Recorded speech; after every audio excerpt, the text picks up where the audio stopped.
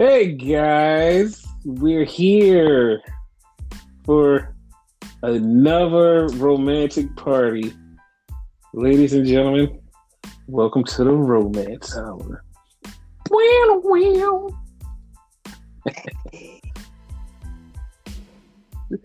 Yes. So, buddy, we're back for another podcast about stuff and things and stuff. Things, stuff. Dingy stuffs. So yeah, how are you? How's your day? It's alright. Currently watching Lucha Underground on Twitch. I was totally fucked up about this that someone was streaming this on Twitch. So I forgot where I was watching. Okay. All right. First off, it fucked me up because I thought you were watching Lucha Lit Party, but then you said Underground, which threw me off. Now you're watching Lucha Underground? Yeah. Like I found it. I'm like, let me go on here. The fuck? What's the fuck? Like, what? Somebody's actually watching Lucha Underground, but it's okay because it's more underground than Raw is. Yeah. Speaking of which, by the way, we forgot to introduce ourselves. I'm the host of Renegade Enigma. We didn't forget anything. No one said, "Oh, we're just gonna forget to introduce ourselves and talk about the podcast." No one forgot. We're just doing this as always until I give a shit to say who we are and what we're doing. Well, that's it. Renegade Enigma. So there you go. He is, and he also has a Twitch channel, and it's called Renegade Enigma, and a YouTube channel called Everything Enigma. Good for him. He has everything. What the fuck? See, he has everything. I don't have a TikTok. Okay. Not yet, but you're literally the only person that I've ever met that literally any social media, you're fucking on it. No matter what it is, you're on it. Any social media. Every type, you're on it. I've never met anybody in the world like you. You just jump on social media. I've never had a tout. You did have a tout. You did have a tout. Don't lie to anyone. You had a tout. Fuck out of here. I thought you was going to forget about that. No. You had a tout because WWE owned tout. That's why you have tout. Was that ever confirmed that they had it? Like they owned it? Dude. If you ever think about it and look at it, there was nothing else on tout except WWE crap. Yeah. And they were the only people who ever promoted tout. No one else promoted tout except for them. It's literally like the only people I ever heard it was from WWE. But they never explicitly said it though, right? Mm-hmm. Oh, okay. Like it was obvious they had it. It's just like they never actually said it. No, but think about it though. Did you ever hear of anybody else talking about their on tout or promoting tout other than WWE? No. That's 100% true. Exactly. And you could go on there, but there was nothing else on there but WWE crap. You're like, oh, this is... You'll see a random regular person on there because they just joined tout and hey, I'm on tout. Hi. And it was that's it. It was literally the precursor to Vine, and Vine was the precursor to TikTok. These literally was steps in the evolution of crap. Tout was the first one. Tout, Vine, then TikTok. Literally the evolution of crap. That was it. Wow, I never thought of that. That's a real thing. Yes, and whatever's next is going to be a 2-minute thing where you could post a video and then it just replays. That's what the next platform is. I'm telling you guys now, just like I tell you everything about wrestling, that's it. 2-minute platform. And by the way, I feel like a jackass because I said it out loud and I'm going to get ripped off and I won't get my millions of dollars. So fuck shit. God damn it. But anyway, I'm Viral Viper, aka Viper Freeze, and you are listening to the We Are Wrestling podcast. Amen. Jesus. Okay. Yeah. So before we get started on like breaking down shows, I have to give you credit, a lot of credit. Me? For yes, you. Okay. 2 weeks ago, you came on here and you gave your breakdown of a theory that you had that lends theory to something that we've talked about a long time ago. And when you broke down this theory, I said, dude, that's actually fucking genius. We have to talk about it. You talked about it. Everybody just started copying you. Was like, yeah, this is where it's going. This is where it's going. And like, it got so bad that like one of my friends just tweeted about it earlier and was like, yo, I pray to the wrestling gods that this happens.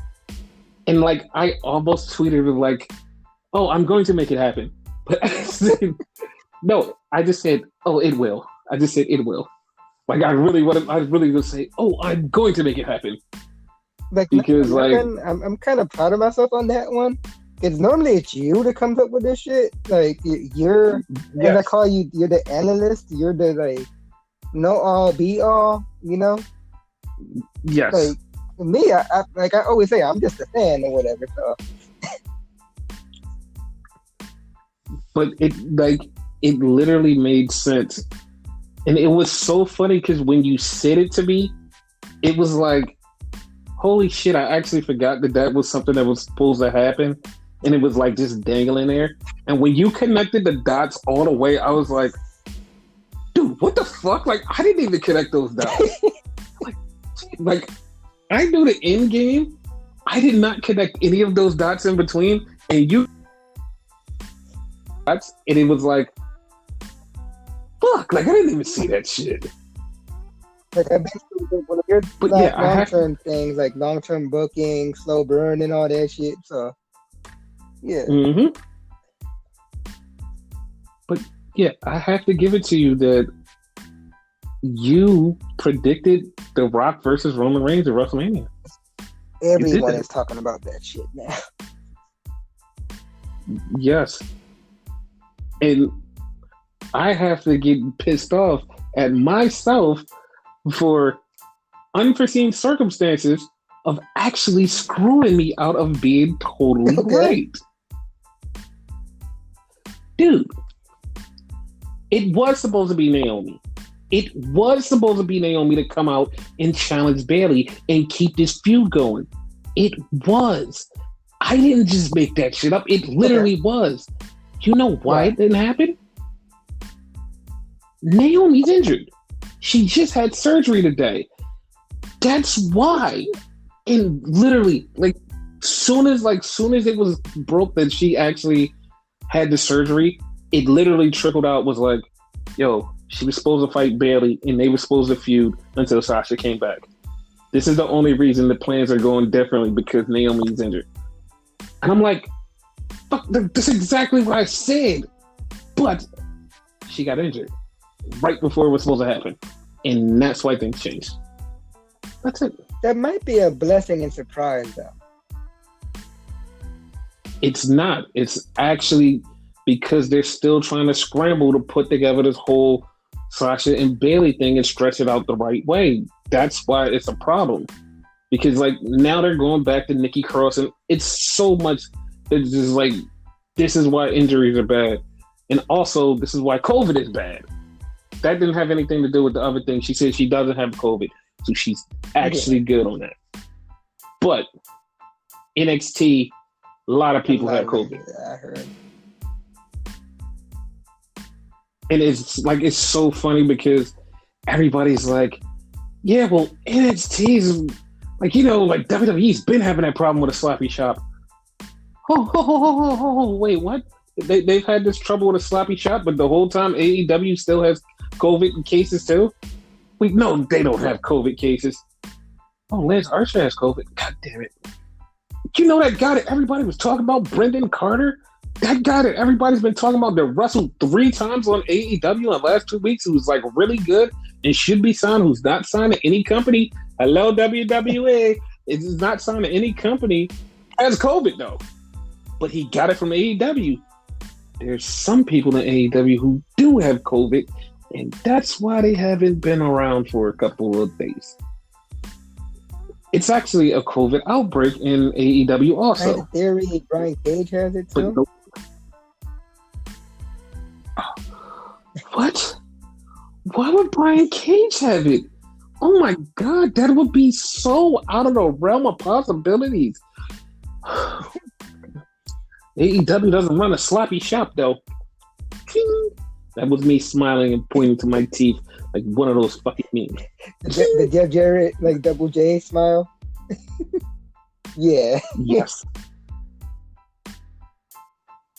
And the bad part is didn't want to come in here and be a hypocrite, but like I've said before, I don't have anything against AEW.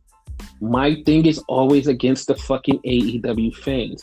And I know people have been like, yo, it's just like the WWE fanboys hate AEW fans because we have a great product. No. It's not that. I hate the AEW fanboys because you guys are so toxic and act like everything you do is so superior. And I can't stand the way that, like, okay, it would be justified, 100% justified, if you did have a superior product where it was like, oh my God, this is so great, nobody can turn away from it. If there's so many holes in that logic, then it doesn't hold up. And I always like the fact that it's this one AEW fanboy who's like super fanboy, and he's always talking shit about WWE. He's a New Japan fan, but every time something AEW does, anything WWE does, he totally fucking shits on it and like, man, fuck that shit, fuck it. Like he's just shitting on it all the time. And every time he goes to like, yo, this is the greatest thing in AEW, but New Japan's better. Yeah, you're right. You're right. Okay, then shut the fuck up. Like, AEW's not the greatest fucking company. And I love the fact that he was like, the other day, yo, MJF and Jericho is the best heels in the company. I literally just jumped in this chat and was like, you know Jay White exists. You know he exists. You watched him this morning with me. You know he's a fucking asshole. You know what? Jay White is way better than both of them combined. You're right. Yeah, because stop acting like a fucking fanboy for all of your fucking little AEW friends. You know the truth. Now shut the fuck up and tell the truth. Like, and also just stop shitting on WWE because you don't fucking like it. Just like, if you don't like it, just shut the fuck up and just go on. Just fucking enjoy your crap. Don't fucking shit on WWE. Like, Jesus Christ. Like, and I'm like, that's one thing I hate. Like, they shit on WWE. Like, and I will never, ever say WWE is the greatest product in the world. Like, they literally are shit. But people, there are certain things you can find in there and go, yo, I like that. I like that. And another thing, if you fuckers don't shut the fuck up about this whole entire, yo, but the in-ring product is not that good. You were sucking off NXT's dick like last year. Do not come in here with the bullshit. Like, don't fucking give me that bullshit. Like, I can't stand it. That's why I hate the AEW fanboys. These guys are just assholes. AEW is a show. It's all right. It's not bad. To me, like, AEW and WWE, especially Raw, right, are identical. Mm-hmm. You know, like, there's no really a difference. You know, they both have good and bad. You know. They're fucking sports entertainment. That's it. That's it. Whereas, like, they want to, like, preach the choir, oh, we're wrestling. No, not really. Yeah, no, you're the same thing. Like, all I can say is the reason that they quote unquote do it better than WWE is because they listen to their fans and they pander to their fans. I totally 100% agree that they pander to their fans, and it's like, well, that's why they're so cool, because they listen to their fans. Okay, yeah, but sometimes the shit that you guys want sucks, and like, just because you have it and because you want it, it's not exactly good. Like, just because you're fucking running around going like, oh my God, this is so good. No. Like, I'm not going to say WWE. WWE never gives us what we want. Like, they literally do everything legit ass backwards. And it's never like, oh my God, WWE did something so good. No, WWE is the worst in storytelling and just making stuff up. It's just like everything we want does not fit with their mold. They think they know so much, and they're like, no, fuck it. We're giving you what we want. You literally have to pick and choose most of the shit that you get to enjoy. Like, you have to fucking pick and choose. And I know somebody out there that's an AEW fan is like, well, if you have to pick and choose, then why would you enjoy? Like, AEW don't have to pick and choose. You literally have to pick and choose in AEW too, because what some fans want is not what you want. It's not the same. Like, both of these products have like serious fucking flaws in them. Like, it's like complete horrible garbage flaw bullshit. And it's like people just don't understand. They're the same and they're similar. Just fucking give it up and just be like, fuck it. I like wrestling. It's like right now, it's literally Lakers syndrome with WWE. It's cool to hate the Lakers. That is what WWE is. The Lakers, the champions, the ones who keep winning. And everybody goes, oh, it's cool to hate them because they're the top guys. Makes sense. It makes fucking sense. But at the same time, it doesn't make sense because the fuck, dude. The fuck. Go on. No, that's a good analogy. I like that. What I was going to say is another analogy, right? Full disclosure for new listeners and whatever. Mm-hmm. I'm disabled. I'm in a wheelchair, right? It would be like me making fun of another guy in a wheelchair and talk about I'm better than when we're in exactly the same place. The AEW person not make fun of the WWE person and vice versa. I'm not defending WWE.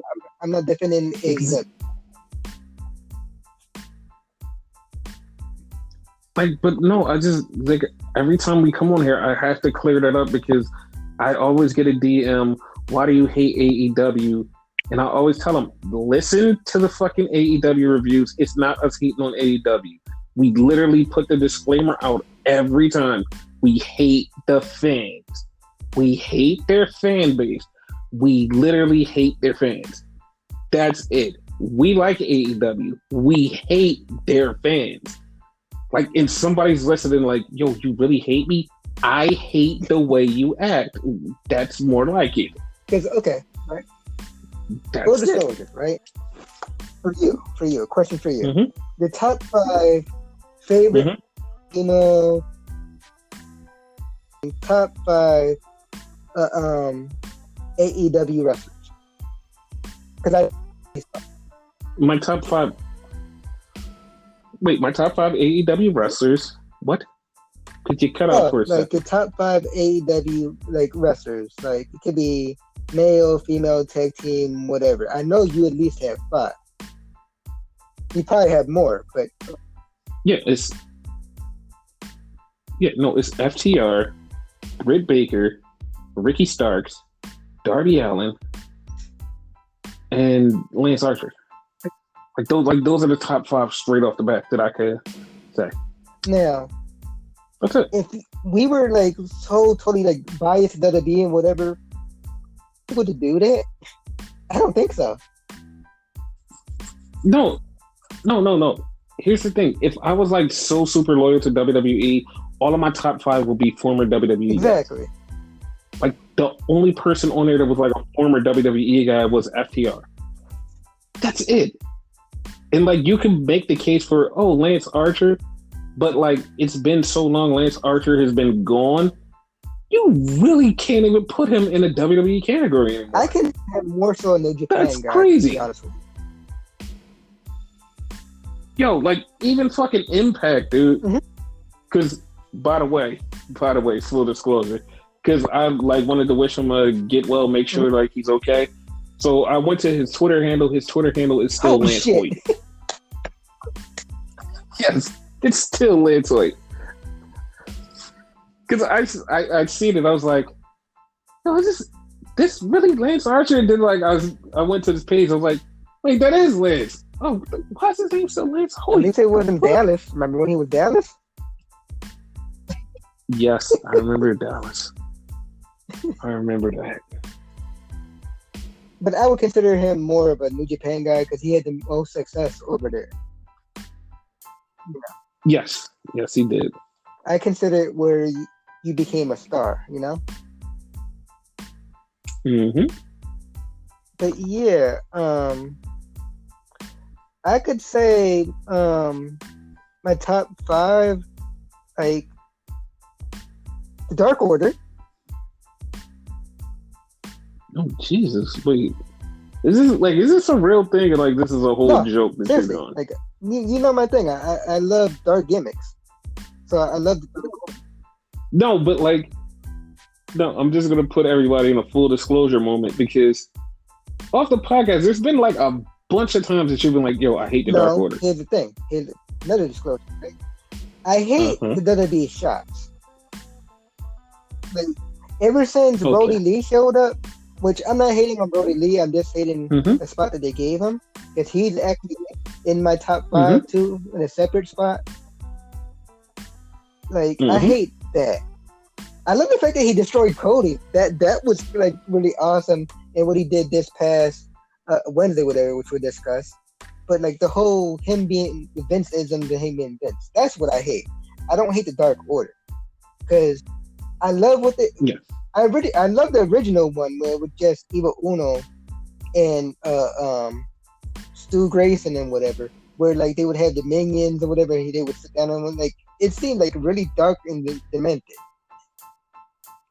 5 and 10, Silver and Reynolds, like it, and it feel like fucking Boom Boom is going evil too after this past week. Yeah, I'm starting to see that. So too. like, I have like a love-hate relationship with them. I love them more than I hate them. When I complain to you, it's the Vince-isms. Because I actually complained on the podcast about them too. But they're like, I love the group as a whole. Okay. Yes. Now that I got that rant out the way, I fixed that. Fucking Brody Lee. What's his name? Fuck, I forgot his fucking name. Skateboard guy. Darby Allin. Allen? Thank God. Thank you. That counts at 3, right? Best friends, 4. Okay. And Pride and Powerful. Yes. Yeah. Okay. And that's not really like a top 5. That's just actually like pretty good. the people I like that I could think of off the bat. That I like, yeah. Right. No, that actually is a pretty good team right there. Because arguably, like I could say Britt Baker, I love her work. I love Swole, you know? We could really keep going here with the people we like in the AEW. Just like, yeah, like, the fuck. Now, to your credit, the fucking whole, like, we could pick the WWE people. I don't want to do that due to what happened, like this week with Miro. We'll get into it, but still. Yeah. I mean, like, since we're at AEW, might as well go to AEW. Yeah, it's like, let's just talk about AEW. What happened here? Like, so, all right. All right. That's all I can say is this, all right, this, all right. This is all I can say is this, all right, this, all right. So it started off with Miro and Kip Sabian versus Joey Janela and Sonny Kiss. Okay, this match was going okay. I literally saying okay. Until fucking Miro hurts his leg and then he unhurts his leg. I don't know if y'all heard that because it cut off, but Miro hurt his leg. Like, and he's a WWE guy and he was the worst guy in this match. Dude, he hurt his leg and then he unhurt his leg. How? And like people are going, "Oh, he's just a great worker." No, he literally was injured. He even said he was injured, but it just felt better after working on it. Like, what? That doesn't even make sense. Maybe they're just me. Like probably like a dumbass excuse. Maybe he popped it back into place like they do in the movies. I don't know if it's a real thing, but you know. No, that's actually a real thing. But because you can see he was physically hurt and he was limping and then like 5 minutes later he's back to normal and they win the match. And it was like, oh, okay. Yeah. Like it fucked me up because it like really took me out of the match because I was kind of concerned, like, oh shit, you fucked your shit up. And then like he's back to normal and it's like, wait, what the fuck just happened? Like I was so confused and like that's when I just like gave up on the match. It was like, you know, fuck it, whatever. Who gives a shit? That was it. Yeah. Cause that's a damn shame. Like something like that actually took me out of the match. And it was like, yeah, I'm not feeling it. No, that's understandable because like, so he's more concerned for him. Like this is supposed to be his big debut. I will say he looked it good. Like he looked it really like in shape and whatever. Like he was massive. Okay, so we've been saying this for like the last 6 weeks. Everybody that left WWE, every time they show up in another company, they look massive. Literally, everyone that comes from WWE is giants compared to everybody else that's in regular rings. Because everybody looks big compared to them.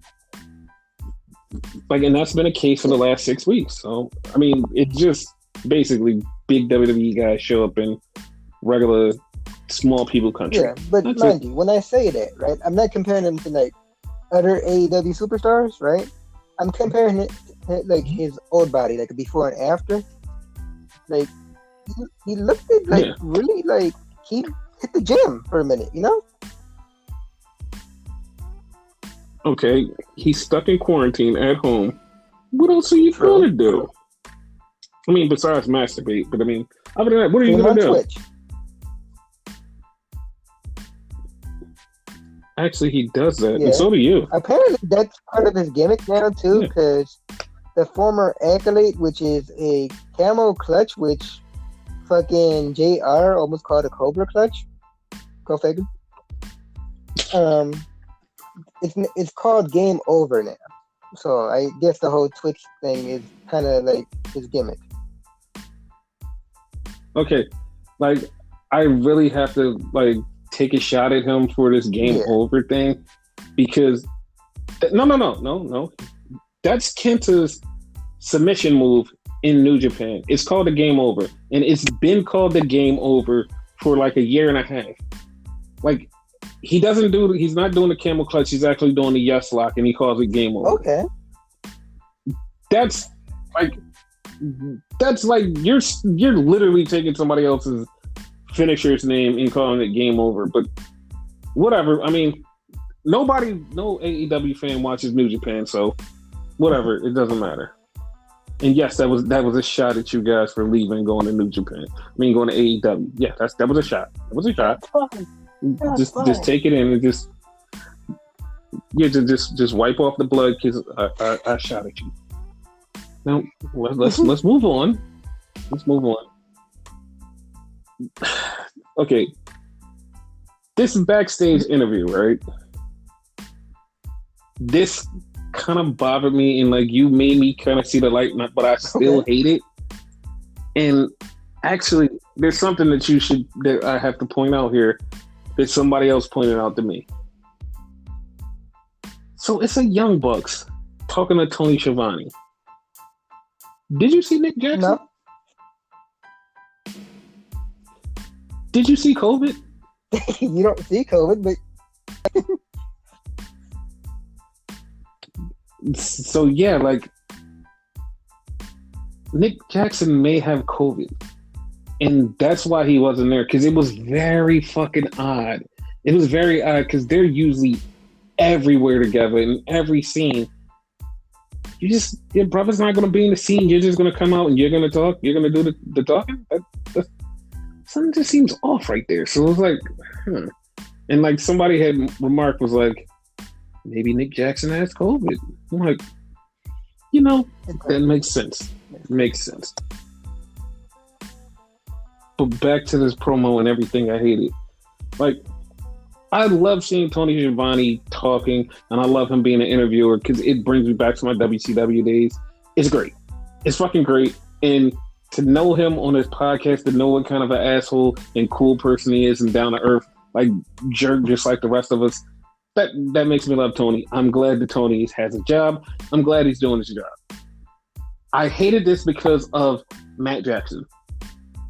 The whole thing was they're angry that they're not the tag team champions and they're not doing tag team business right, blah, blah, blah, blah, blah. They're like, their whole thing is they're angry because they're not what they used to be. And it's like, what do you mean? Why? Like, why are you so angry about that? More so their fault? It basically is their fault, and they like, yeah, we're not going to let anybody tell us what to do anymore, blah, blah, blah. And it's like, wait, like, so this whole time you've just been falling back because the fans have said, oh, you guys are executive VPs, you shouldn't be winning everything. But now, no, we're going to be tag team champions now. And it's like I've said before, if you would have put yourself in the right position, booked yourself right, none of this would matter. Nobody would give a shit, you and the tag team champions, if you did it right. But apparently they're not doing it right. And then like he smashes Tony's phone and gives him money and like, now you can buy a better phone. It's like, now you guys are just swarmy rich dickheads. And it's like, I'm just not a fan of this. I'm like, to be honest, you guys aren't even one of the best tag teams in your fucking company. Like, it's literally FTR, Pride and Powerful, Lucha Bros. You're not even in the top three. Fuck off, dude. But whatever. Best friends are number 4. Like, literally, like, I'm just listening to them like cry and complain about, yo, we're gonna get those tag team champions. We're gonna take out FTR. Like, they shouldn't have did what they did. And it's like, dude, like, you're not like.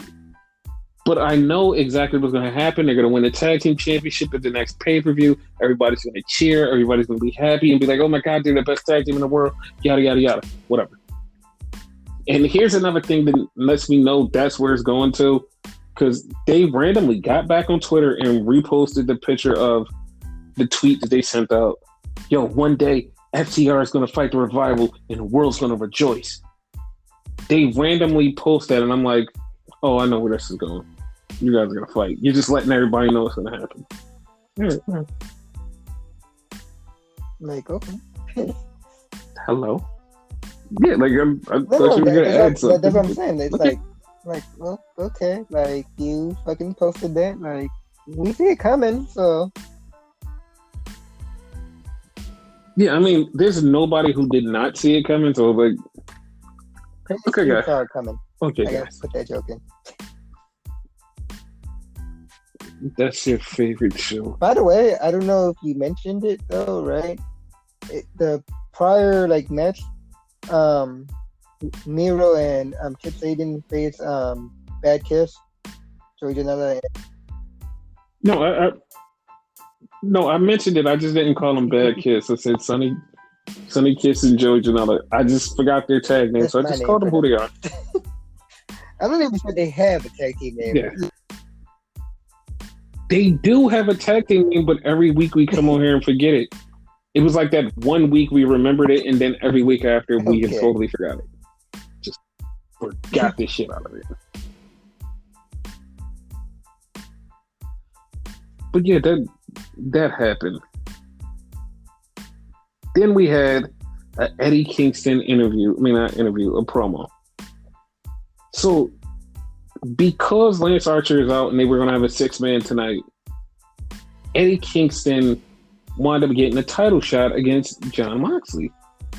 So, Eddie Kingston comes out and cuts this promo about him fighting Jon Moxley, and they're going to have a match later on in the night. Like, do you remember anything that Eddie said? I mean, everything he said to me was, Moxley, you used to play sports entertainment. I went to be a fighter. We're going to fight, and I'm going to whoop your ass and take the title. That's what I understood. Basically, how he stayed in the indies, grinding and whatever, and like he basically like sold out. He sold his. I think his exact words were, "He sold his soul." No, he said he sold his soul to the devil. Okay, that's what he said. Yeah, and I was like, oh, okay. It was like, I was like, all right, well, sure, I guess. Which, in my opinion, if like WWE probably would have offered him something, he probably would have went.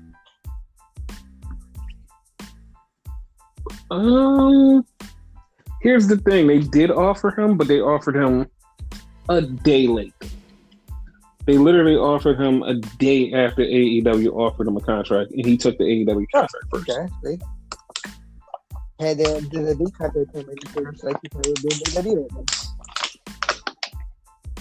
That's true, because there's actually talks out there of somebody who was wrestling in AEW and did a show in AEW, and it's just like randomly getting a contract from WWE.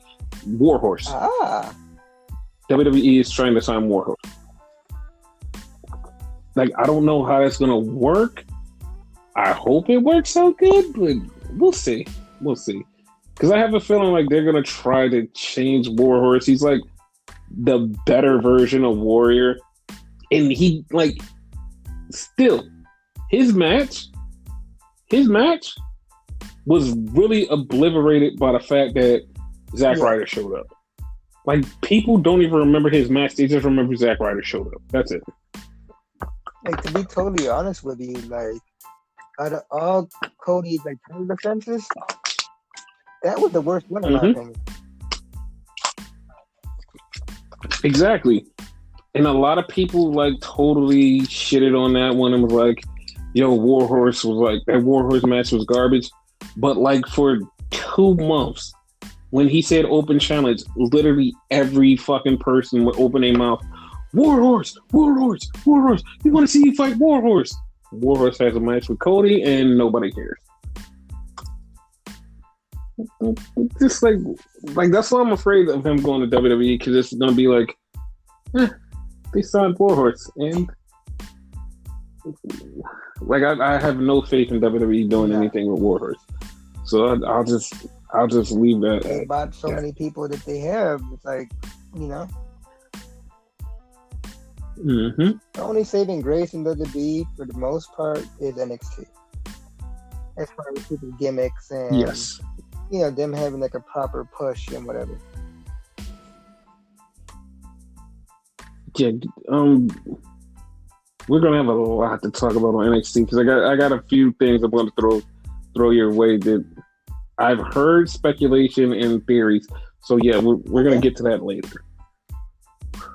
And a couple of them will probably shock you, but like one of them is literally like just me. Like it's just something I said, literally. But yeah, let's go back to AEW. So Tully Blanchard comes out with FTR. They're doing this thing. They're going to have tag team matches that's only 20 minutes. And if you go to the 20-minute time limit, FTR wins.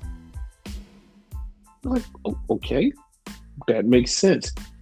And they literally said, next week we're going to face SCU. You know what happened when they literally said that? The best friend showed up. I was so, what the fuck? And they're like, well, you should face this right now. FTR fake like they're going to have a match. And then they're like, no. We'll do this at a later time. So, I'm thinking this is either going to happen on an anniversary show or after an That's anniversary what I show. was thinking. Because also, like another thing they mentioned there, not only did they switch it for 20 minutes and whatever, you surpass the 20 minutes, they win. They're also allowed to pick their own opponents. Which is really fucking dumb. Because like we all know how it's gonna end. They're gonna wind up picking the Young Bucks because somebody's gonna goat them into picking the Young Bucks. But like I just don't like that because it's never a real stipulation. Also, that kind of negates their crappy rating system.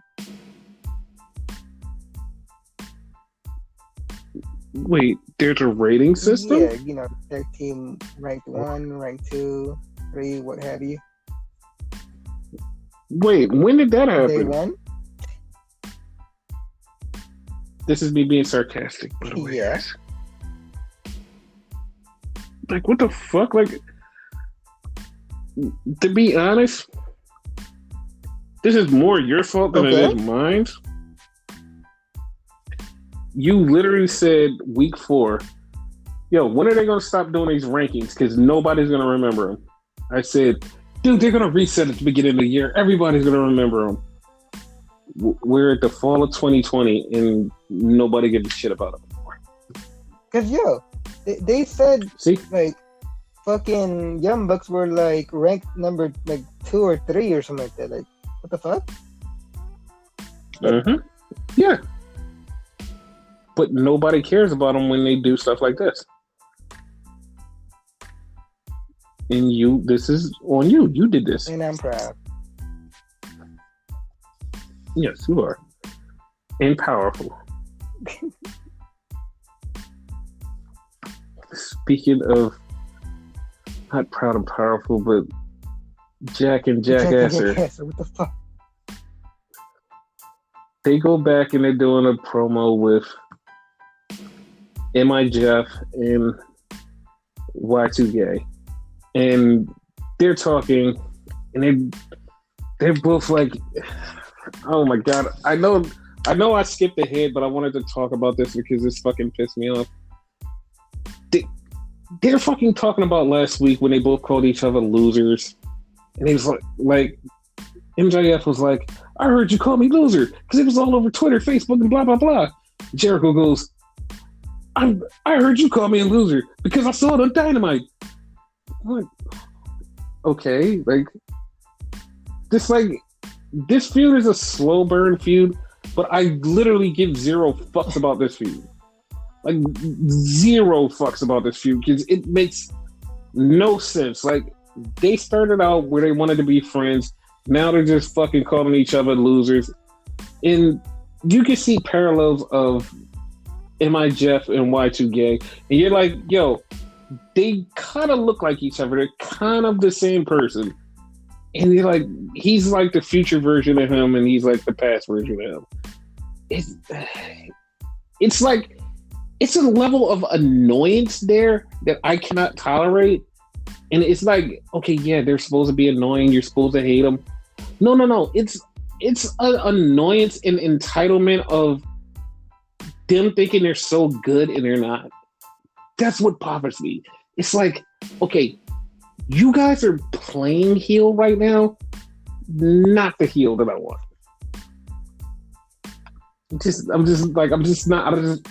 To me, I'm just not into this and I don't feel it. And I know people are like, what, they're the best heels in wrestling. Shut the fuck up. You don't know what you're talking about. They're just like playing heels and it's like, it's annoying me. It's annoying me. That's what it is. Nah, I totally get it. Like, it's like they believe their own hype.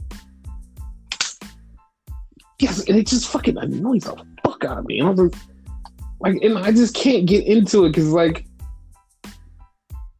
a year ago I was like, yo, M.I. Jeff is like the man. He's like one of the best segments, him and Jericho.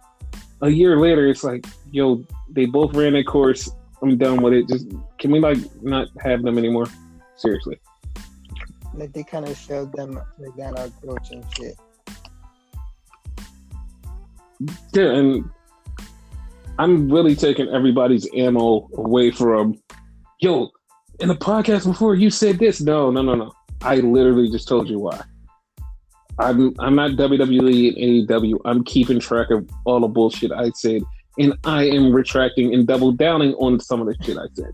So yeah, take that, assholes. One day you guys are actually gonna kick my ass, and that's gonna be so sad. But yeah, there was a segment before this MI Jeff and Jericho thing, and it was Matt Hardy. And he comes out with Private Party, who is dressed similar, which they never are. And Matt Hardy's like, yo, I'm going to get who attacked me. And the first thing I think, because WWE has rotted my fucking brain, yo, Private Party attacked you. They beat you up. They did it, and they're going to attack you again. But they didn't. And Jericho came on and said, hey, I didn't do it either, but haha, you should get beat down. And I'm here with my inner circle, and here's Sammy Guevara. And it's like, okay, cool. None of this makes any sense.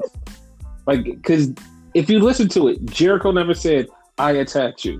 He never said anything. He didn't say, I put you down. He just said, shut up, Hardy. He never said, I attacked you. Did you hear him say? 100% right. He did not say that.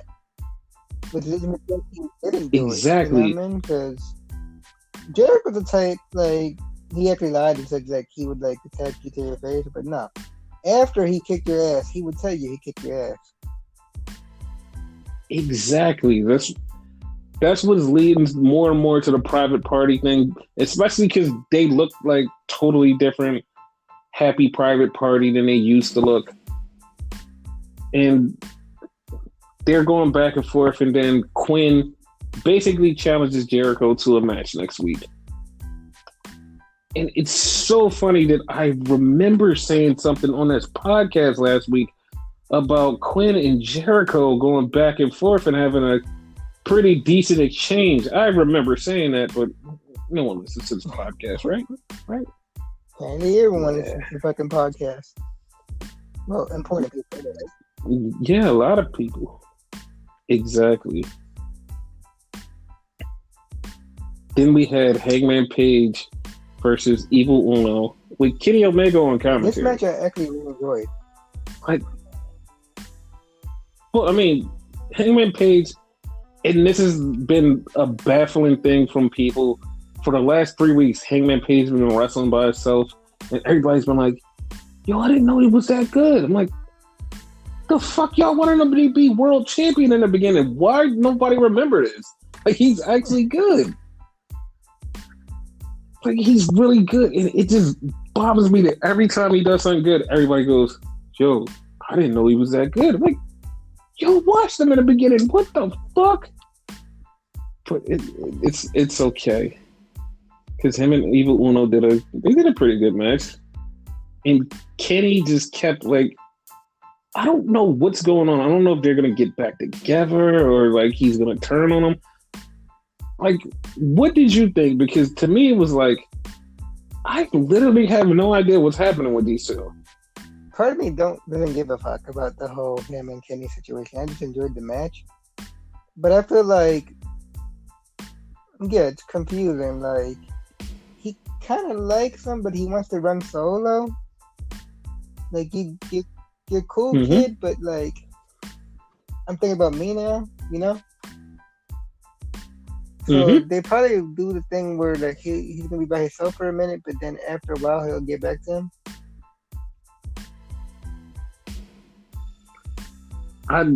That's what I'm afraid of. They're going to do it eventually, where I just want them to either fight or get back together. Like, I don't want anything in between. I want them to fight or get back together. That's it. Because it makes no sense having them wait and, like, oh, we're going to do it 6 months down the line. Yo, I'm already losing interest in it 2 weeks out. Like, I'm already losing interest. I'm not going to be that focused to be like, yo, I'm going to wait all the way into this time till they fight. Because to be honest, I don't want Kenny to be champion. I want Hangman to be champion. That's it. I don't give a shit about Kenny doing anything. I want Hangman to be champion, be world champion, not television champion. World Remember, the only reason they didn't make Hangman the champion to begin with is what's the word I'm looking for? Notoriety. You know, everyone knows Jericho, so it made more sense for Jericho to be the champion. Yeah, I know, but like, it's time to put Hangman on top. Now, like, his name is out there. Mm-hmm. So, That's do what it, I feel. people. Do it, Tony. / Robert. Yo, he's not listening to this podcast because he hates me. So that's it. Because I hate him too. Like he knows the truth. Wait, that's Tony why he hates me. He knows the truth. Tony knows the truth. Tony knows the truth. That's why he hates me. He knows the Bucks are way better than the Jacksonville Jaguars. He knows the truth. He knows the truth. That's why he hates me. Yeah, the Jaguars. That's why he hates me. That's why he hates this podcast. He forbids everybody not to listen to our podcast because he knows the Bucks are way better than his little garbage team. You know it's true, Tony. And by the Bucks, you mean the football team, not the tag team. Wait, there's a tag team called the Bucks? What? What are you talking about? They're like Tampa Bay Buccaneers. That's the only Bucks I know. Wait, oh, that's right. The other Bucks. The Milwaukee Bucks. Wow. Only 2 Bucks I know. Sorry. Yeah, I forgot. It's 2 Bucks. It's the Tampa Bay Bucks and Milwaukee Bucks. Got it. Remember. That's fucking funny. So, back to the show. We had the TNT title match with Orange Cassidy versus Mr. Brody Lee. I enjoyed this match. Yeah, I enjoyed this match because it literally was like a stupid, funny match for no reason. For some reason, I really paid attention. Like, it just was really like this match was like really funny because like they were doing stuff that was like fucking cracking me up because they were doing stuff with the Dark Order on the outside and like Orange Cassidy doing his Orange Cassidy shit. It was funny. Like the one time he went to go jump over the ropes and like he didn't jump and then Brody jumped and everybody got fucked up. I was like, okay, that's actually pretty cool. And then he won and then there was this new Titantron and everything just went red and fire was coming and then here came Elvis. Sorry. That was way out of line. It was very disrespectful to Elvis. The dude from Lazy Town showed up. I thought he died, dude. I swore he died. I was so happy to see him back because I was like, yo, like he didn't die. The dude from Lazy Town is back. The evil guy, Roderick. Yeah, he's back. He's back. I was so happy. Dude, it was a guy from Lazy Town. Yeah. It was him. I was so happy. And then, like, I went to Wikipedia. It was like, no, he's still dead. I was like, what the fuck? Like, they fucking sucked the soul out of me. I was like, what the fuck? And then I realized, oh, it's the dude from the 60s, from that movie, the greaser guy. And I was like, no, wait a minute. That's Cody Rhodes. Oh, shit. And everybody's like, oh, my God, his hair is black now. Like, yeah, but it's not cool. No, it's so cool. He looks like old Cody Rhodes. No, he looks totally different. And he came back and he beat the shit out of all of the Dark Order and Mr. Brody Lee ran off and then he went in the back and said, I'm gonna get you in a dog collar match. Literally the most random fucking thing I've ever seen. Well, I mean, there was randomer things we're gonna talk about later, but this was also fucking random. Like, he went back and started talking about beating him up, and he literally had a dog collar in his hand. It's like, the fuck made you just grab a dog collar out of nowhere? Yeah, I'm gonna have a dog collar match with Cody one day. The fuck did that come from? Like, There was I zero heard he build said to one this. day because, like, But I swear he never said when it's gonna happen either. yeah, because he literally said one day and was like, "What the fuck? What the fuck?" By the way, like, I had a question in this segment, right? So, Second way. well, whatever, right? The Bucks are Mhm. obviously going here, right? Kenny seems like he's having like heel tendencies. Cody Mhm. came across as a heel here too. So Mhm. is the lead like the top guys all heel now? Like what the fuck? Yes. Yes, they're all here. Man, I don't know how I feel about that. Why? Why don't you know how you feel about that? Like I don't know if I care. Please care. Please care. Because they want you to care. Oh, in that case, I don't care. That's not the right attitude. Care. Care Bear stare. I don't have the. I almost said a cutie mark. That's My Little Pony. Look at you being a brony. The tummy thing. Tummy mark? I guess. Yeah, I guess that's it.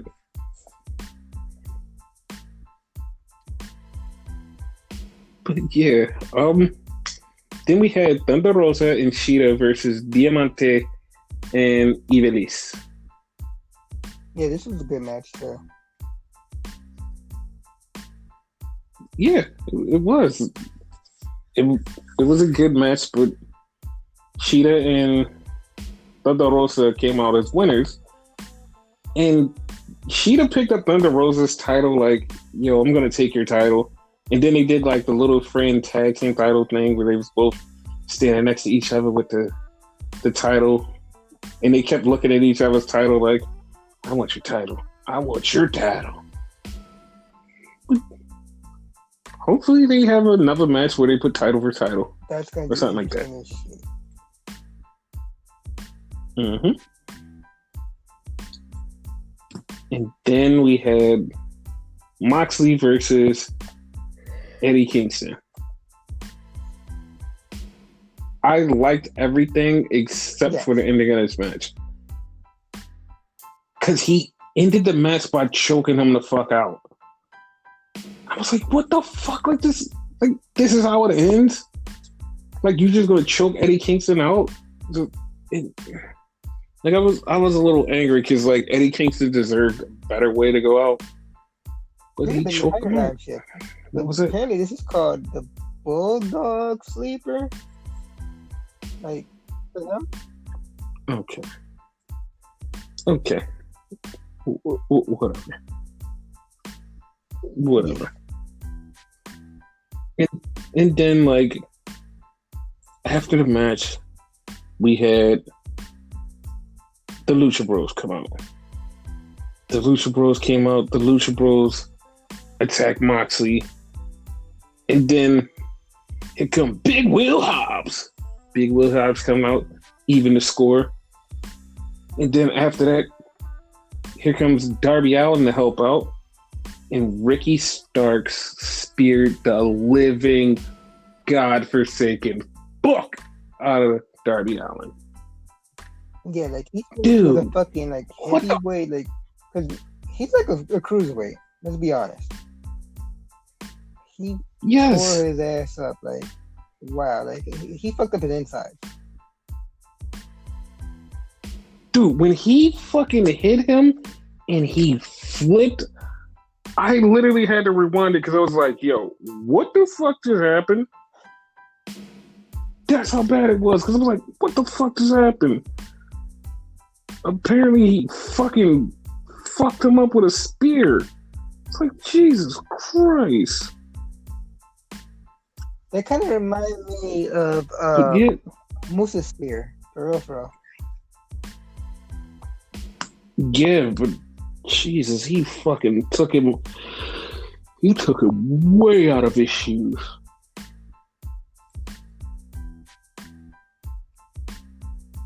But that was IWE. I mean, AWE.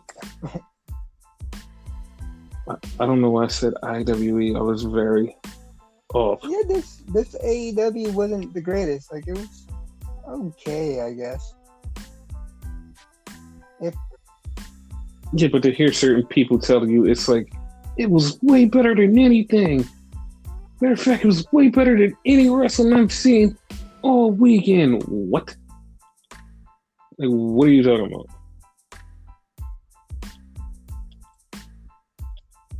I've seen, like, But yeah, cartoons, like little kitty cartoons, Teletubbies, fucking better than that shit. Yeah. Certain aspects. Yeah, but it's yeah, like I said, it's okay. It's okay. But yeah, that's AWE. Let's talk about NXT. All right. Let's talk about NXT. This was also a baffling show. Oh, words. That's all I could. Words. So it started out with the women's battle royal, and it was a bunch of people in the battle royal. It was pretty badass. It was pretty cool. And Casey Catanzaro made Kofi Kingston jealous. She definitely did. Like, what the fuck? Yo, like, she did some crazy not falling on her feet spots. And it was so crazy because she did all of this, and Kofi literally just woke up out of his sleep and was like, yo! He's like, yo, I have no words right now. Like, damn, like you made Kofi not have words right now? I had no words. Yeah, she did a couple of spots in there where she fell on her butt and kept her feet up, and then got up on a handstand and got back in the ring. And then she got knocked off one time, walked across the guardrail, then got back in, got knocked off again, walked across the guardrail again.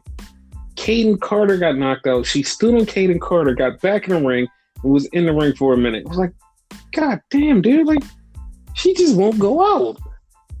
And then 5 seconds later, she got out. You said it.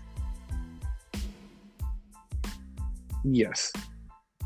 And Tegan Knox got injured before the match.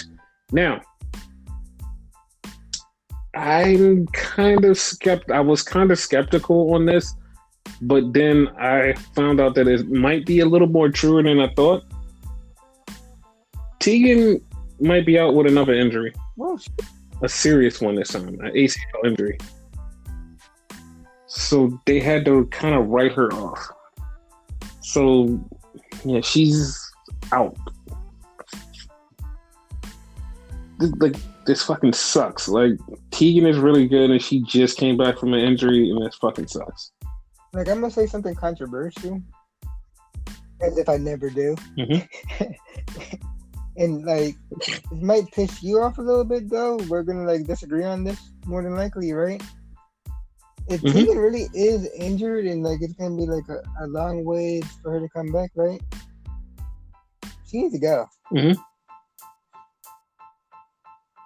Wait, you mean go as in get fired, or just never wrestle? Probably never wrestle again, because this marks, like, the third injury that she's had. Well, probably fourth by now. That, like, she was out for, like, a long time. Okay, but yeah, all right. We could say that, but there are, like, a bunch of people that have been injured a million times, and they just are still wrestling, and actually wrestling pretty good and still non-injury factor. So, like, yeah, like, I'm not going to say that about Tegan. And actually, if she is injured, that kind of makes this whole Candice winning the Battle Royal and facing Io Shirai a story? Yeah. Because, like Candice and Tegan still had beef, and Tegan was the one Candice took Tegan out today, so it still kind of all feels connected. Like, if this is a real injury, then they could hold off with Candice versus Tegan for the title. Tegan wins the title when she comes back. Which would make a good story, like Tegan versus Candice for the title. Yes, it would be pretty cool. Gotcha. Thank you. Then, when I said confusing, then we had the part that was fucking confusing.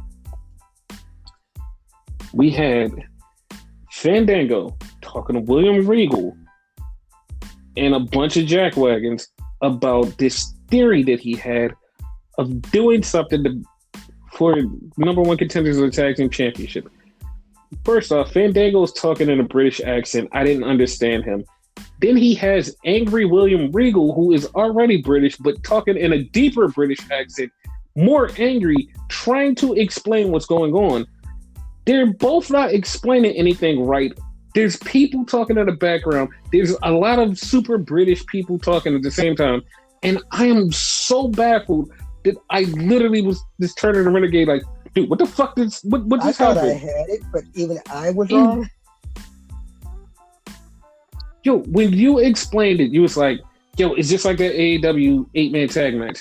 It's going to be 2 tag teams together, and the winner is going to face each other at a later date. No, that wasn't even it. Wrong. Yeah, technically you wasn't, but the bad part is that wasn't even it. Because, dude, this is what happened. It was one member from each team teaming up in a tag team match to do exactly what he said, just in a different version. And it just was so baffling because I didn't understand any of it, and neither did he. And it was so just baffling because it was Roderick Strong and Danny Burch versus Fabian Aichner and Raul Mendoza. It just was so baffling. Raul Mendoza and Fabian were to win. Their their teams would face each other. If Strong and Burch win, their teams would face each other. So that's how that would go. And then the winner of that faces Breezango. Yes. But it just was so goddamn confusing. But Robert Strong and Danny Burch won. So their teams are going to be facing each other. And I have a question. Wasn't Undisputed Era heels last week? I swear they were heels. No, because we're gonna get to that in a little bit. But yeah, apparently they might not be heels. Yeah, that whole situation. You said it last week. We have no fucking idea who the heels and who the faces are in NXT anymore. Like that was like the exact thing you said last week. Mm-hmm. And then we had Damian Priest talk about his title defense, which, not even joking, was on Twitter that he's going to face Johnny Gargano for the North American title. And you said to me, dude, I didn't see this coming. Where the fuck did this come from? This is so fucking random. It was. It's 100% random. 100% random. And like nobody can fucking explain it. It's just fucking random. One of those I just feel like looking at. Yeah. Then we had Jake Atlas versus Tommaso Ciampa, which was actually a pretty good match, which I didn't think was going to be a good match, but it turned out to be a really good match. And Ciampa destroyed him. But To his Then we credit, had Jake Atlas well, did do really good though. Like I thought it was gonna be like a straight up like squash, but he did do a little something something. that's what I thought too. That's Yeah. what I thought too. But it wasn't, and it was just really fucking great. Then we had Ridge Holland cut a promo about I'm gonna be wrestling in a few minutes, and then he came out and just like destroyed some dude. And then also I felt really bad at the time. I was like, no, I really wish I knew who Ridge Holland was in NXT UK, but I don't watch NXT UK. It's back Oh, now. man. We still don't watch it. Hey, we're gonna watch it. We're gonna get to that Little soon. side note, right? Last week, yo, Mhm. and like I already told you this, but I'm telling up to the audience. I tried to watch it last week. Mhm. I don't know if anybody else had this issue, but like the audio was fucking muted the whole fucking show. And like I'm so fucked up. I thought it was my TV or whatever. So I go to regular NXT. Regular NXT is fine. I go to YouTube. YouTube is fine. I go to Twitch. Twitch is fine. I play my PlayStation and Switch. They're fine. For some odd reason, that episode had no fucking audio. Dude, you had to check your HDMI cord. Oh, okay. Yeah, like you just had to like take it in and put it back out. Just like that was the only way to make it NXT work. NXT UK, because regular NXT, like I said. Yeah, NXT UK. That's what it was. It was just an HDMI issue. That's Okay. all. Yeah, that's all. You had to just take it out and put it back in. I mean, it worked for other people, like, because I seen it on Twitter. Like they said, oh, yeah, you just have to take out your HDMI and put it back in, and it worked. And then the sound come back. Yeah, That's weird. I'm listening.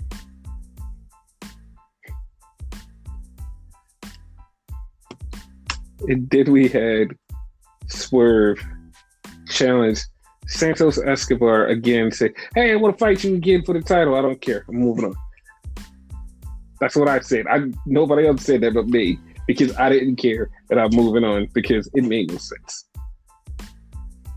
Like you lost, Yeah. and then you're like, no. Yeah, it's like no, but I want to fight him because I beat him in that 6-man tag match after I lost to him. So that means I should get a title match because I beat him after I lost. Once again, ass backwards WWE booking. Ass You know, that type of booking reminds me of, and I'm probably gonna go back in the way back machine or whatever, right? They are like ourselves or whatever, make ourselves sound old. Does anybody remember Tiny Toons? Baby, go down in the hole. Plucky Duck. They had this Yes. segment. I'm calling it a segment where like Plucky would go back in time when he was a kid, and like he would repeat over and over again.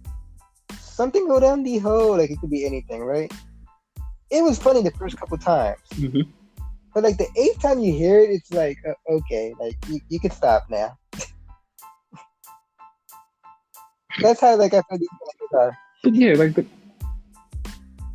that's what it is.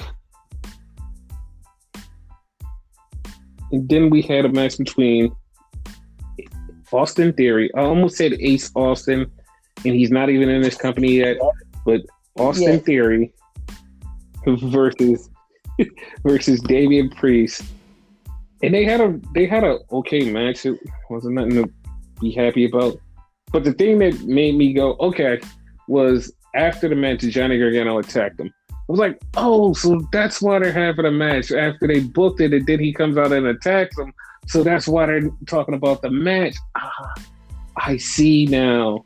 This is ass backwards again.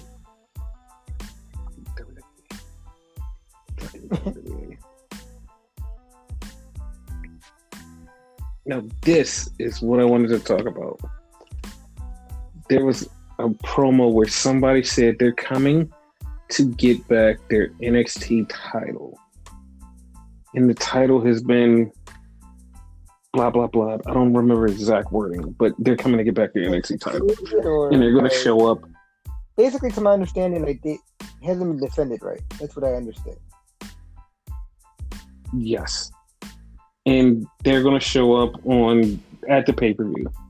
So last night, I say to you, yo, I go through all of the names, and the person I go through is like, yo, it could definitely be Bo Dallas. I wake up this morning, other journalists are going, it's Bo Dallas. Like, it's not Bo Dallas. It could be, but it's not. It was like, it could be Bo Dallas. Now, a friend podcast of ours, those wrestling girls, they said, yo, what if it's Ember Moon?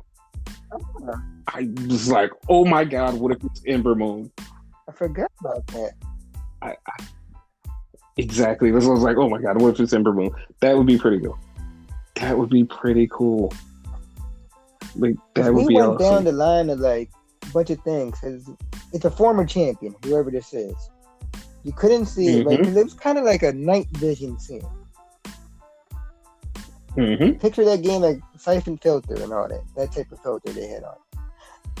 And the person's voice was distorted. Don't know if it's man, woman. It couldn't even be a tag team because I swear they said something like we, us, whatever. So you went down the line and like, no, it can't be this person because this person's shooting with that person. This person's a champion.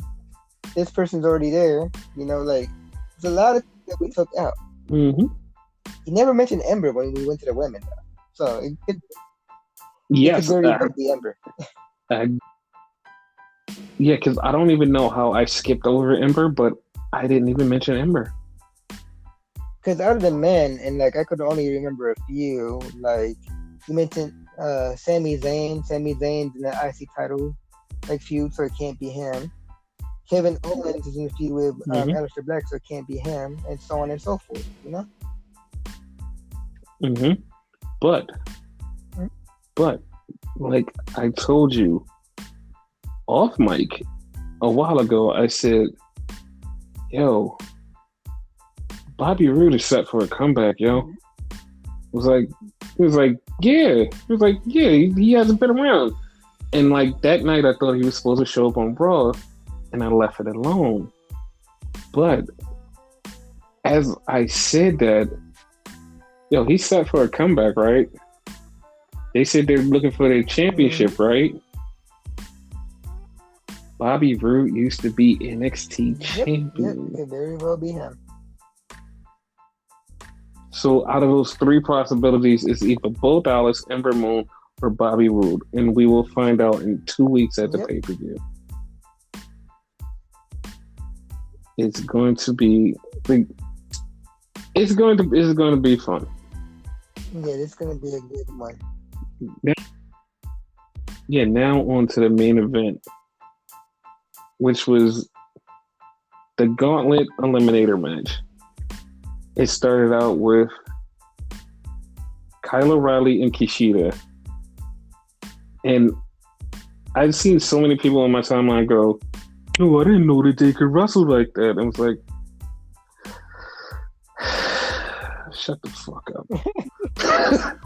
That's all I said. Shut like even me not being like the biggest like New Japan fan or even a Ring of Honor fan too, because they probably wrestle in Ring of Honor also.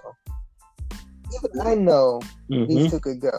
Like I've seen clips or what have you, you know? Yes, and like that fucking bothered me. And in a few seconds, I'm gonna tell you what else bothered me, because it was one thing in this match, and then it was one thing outside of this match. Like they started out the match, then Bronson Reed came in, like, and they're going back and forth, and Kyle O'Reilly gets knocked outside, and Bronson Reed is on the top rope. Velveteen Dream comes in and fucks over Kushida, and Kushida gets pinned, and Kushida's out. I hated that. I fucking hated that. I know that they're supposed to be fighting, but I fucking hated it. I hated that Velveteen Dream still exists. I hate the fact that I hate it all. It fucking bothers me. Can't stand it. Then Timothy Thatcher came in. Timothy Thatcher got eliminated. Bronson Reed got No, he got eliminated after Cameron Grimes came in. Then Bronson Reed got eliminated. Then it was Cameron Grimes and Kyle O'Reilly. They were going back and forth, and we both picked one person. I picked Kyle O'Reilly. He picked Cameron Grimes. They're going back and forth. No, Kyle, no, I did not pick no Cameron Grimes. No. Okay, this is exactly what he did. He said Cameron Grimes is not going to win, which every time he says Cameron Grimes is not going to win, Cameron Grimes always wins. So in my mind, he's picking Cameron Grimes. It happened, right? I know this was the one time that you picked Cameron Grimes and he totally lost. What happened was I picked Kyle O'Reilly, right? But then you said you picked. I think you said you picked Grimes at this point. So for once, I gave Grimes credit. I was like, he could win. I'm still sticking with Kyle, but Grimes could actually win this. Because due to the fact, like, wrestling logic, because the whole match, he basically was down. Wrestling logic, when that happens, like, usually that person wins. So what you're telling me is because you picked him, you wanted him to lose. What, Kyle O'Reilly? No, you wanted Cameron Grimes to lose because you said Cameron Grimes could win. Cameron Grimes could win this match, which means you wanted him to lose. No, he actually could have because he had like 2 or 3 wins over Finn. So. Yes, but the fact that you kept saying he could win means you wanted him to lose. Okay. Like I said, I'd rather that Kyle won. In my mind, out of all of them, Kyle and Finn make the better match out of all of them. Yes, and we did get Kyle versus Finn because Kyle O'Reilly tapped out Cameron Grimes. Yes. And people, like half of the people jumped on Twitter was like, yo, Kyle O'Reilly's not even world champion material. You motherfucker. Even I know that shit. Like, what the fuck? Like, what? Like, you have no idea who Kyle O'Reilly is. No, he's not even championship material. Like, Kyle O'Reilly was championship material. So much championship material that he gave up the belt to come to WWE. That's what happened. Like, what the fuck? Like, you guys are so Next dumb. Thing y'all gonna tell me Bobby Fish can't win the fucking North American title if he chose to. Yo, like, you said that, and in my mind, it went back to him with the television title and was like, yo, was that called the North American title? I was about to say, yeah. No. I'm saying, like, he can legit win it in WWE right now. Yeah, I know, but, like, the fact that you said that, like, I swore that the Ring of Honor one was called the North American title. That's what made me go, like, wait a minute, what? Like, yeah, like, I had a brain fart. To my knowledge, the only North American titles I know of is the one in NWA and the one in NXT. Okay, because that did fuck me up for a second. I was like, wait a minute. Oh, shit, no, that's the wrong thing. And by the way, like, as he said, Bobby Fish was a long-running Ring of Honor television champion. So yes, he was. And I believe Kyle O'Reilly was a long-running Ring of Honor world champion, right? No, he wasn't. He was literally the most fucked up champion that I could ever imagine. Because this is exactly what happened. Kyle O'Reilly started proving himself that he was like this super, like he could do this on his own because Red Dragon had broken up for a while and he was proving he could do this on his own. And he kept trying to prove himself that he could do this on his own. But Adam Cole stole the world title and Adam Cole was champion. And he was beefing with Adam Cole, and every time they had a match, Adam Cole would screw him. Adam Cole kept screwing him. He kept screwing him. And then, like, they got into this last match where it was like a no DQ match, and Kyle O'Reilly finally won. In December, he won the title. January 1st, his contract was up, and WWE called him and said, hey, guy, we want you. January 4th, in the Tokyo Dome, Kyle O'Reilly said, hey, Adam, can you pin me? Because I want to leave.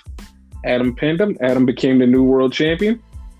Kyle O'Reilly left. Kyle O'Reilly is in WWE. Yay!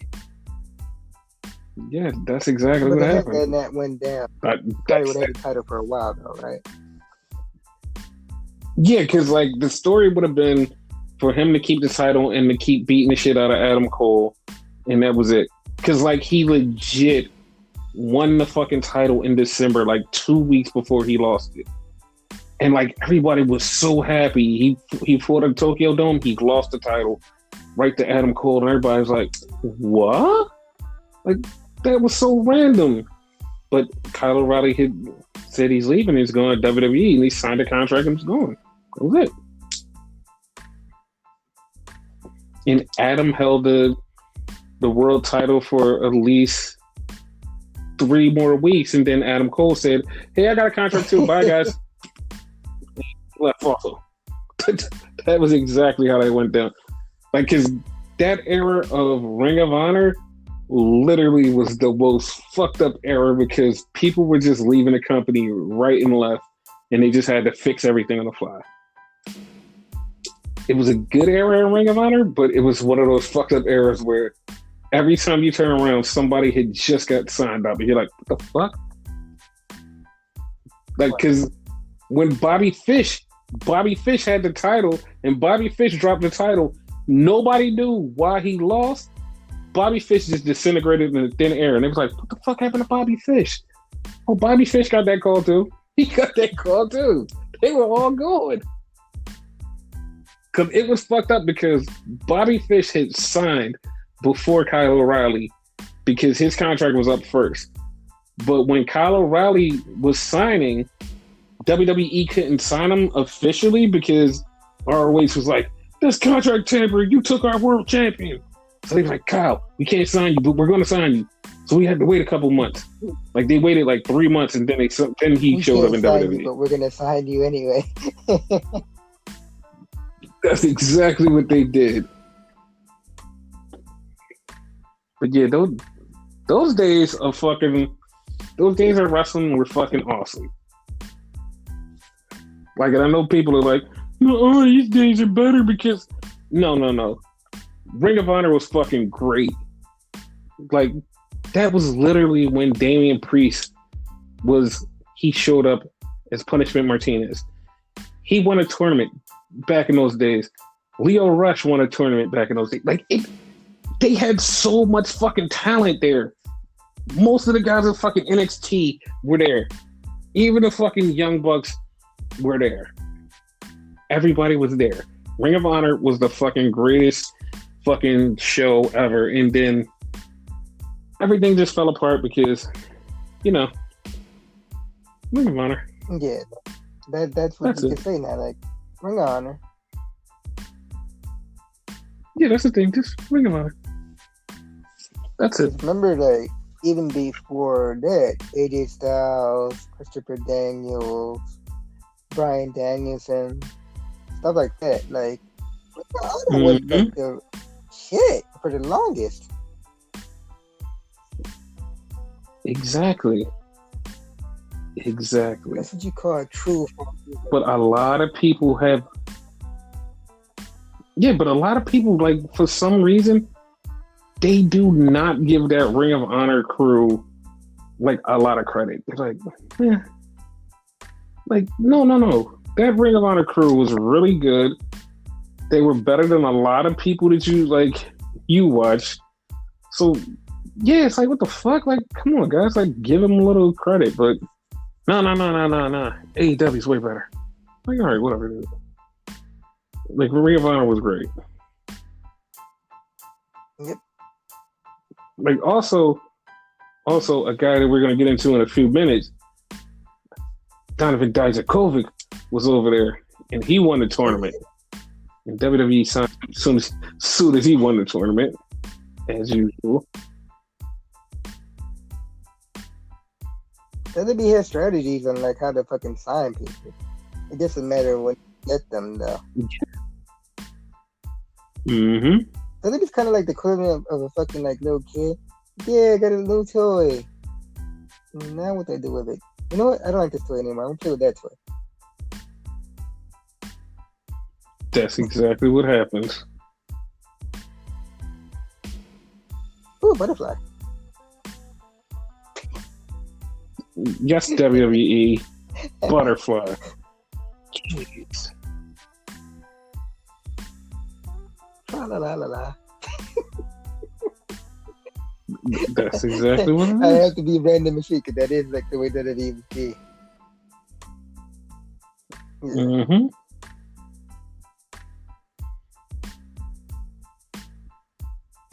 But yeah, that was NXT or TXN, whatever you want to call it. Yeah, boy.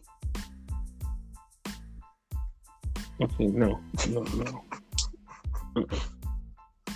No, yeah, boy, nothing.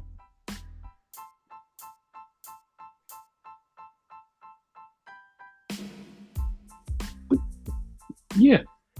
Want to talk about Yeah, Raw? why not?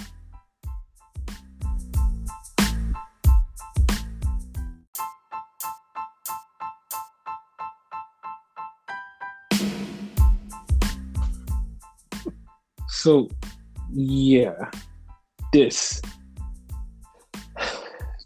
show, Monday night.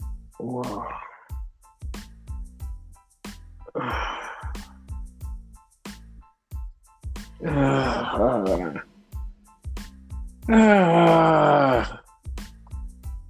Okay, you ready for the show? You ready to talk about this crap show? I will say this before you start. I predicted something on accident, but yeah. Yeah, we're gonna get to that, but this show, it starts off with the show fuck up like, and the show comes in and everybody's like, well, Retribution is here and we signed them, so now they have a contract. Huh? I said, ooh, you said it right for once. Yeah. Okay, guys. Spoiler alert. Every time I say something right, that means I hate the crap out of it. Completely. Retribution is here.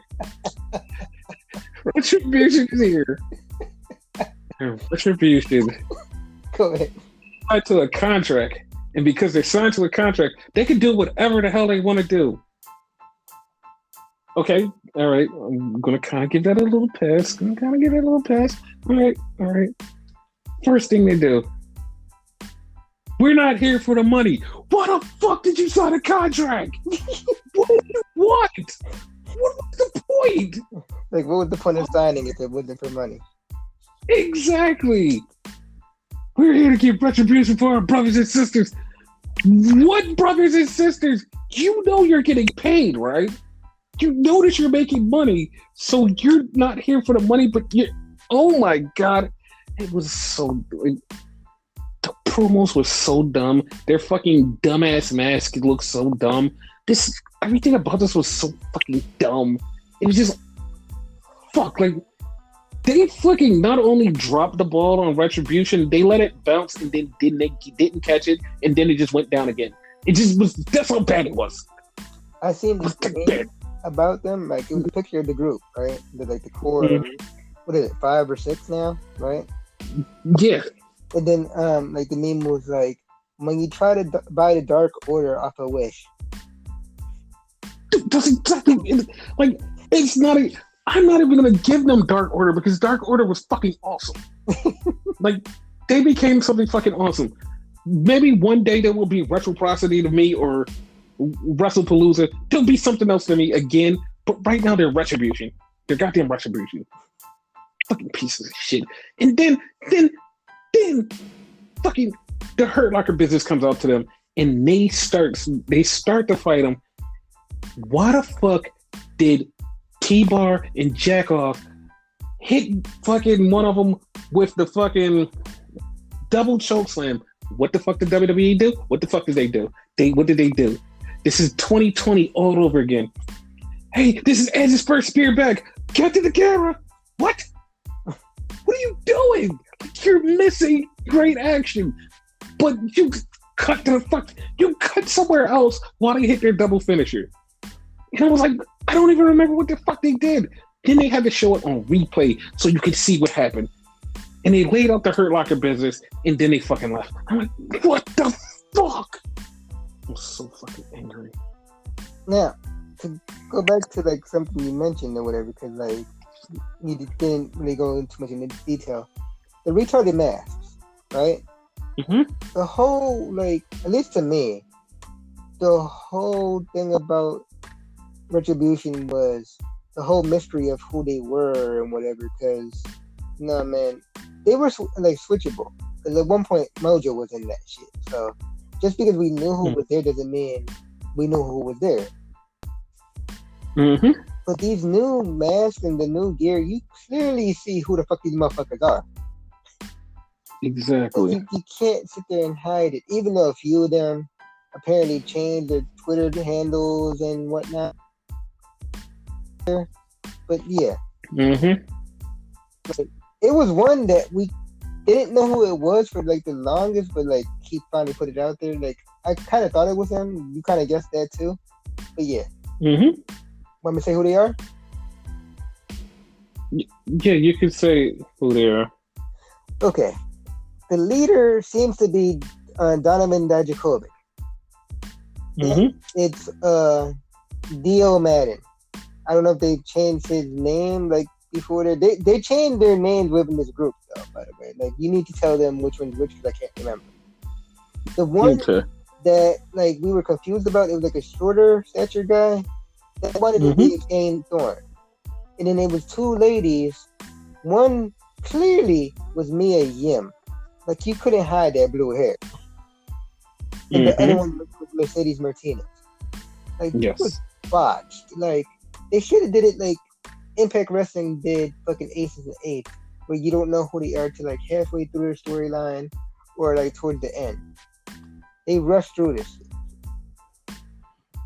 Like not only did they rush through it, but they rushed through it so bad that they gave Retribution a fucking 6-man tag match later on in the night against the Hurt Locker business. Yeah.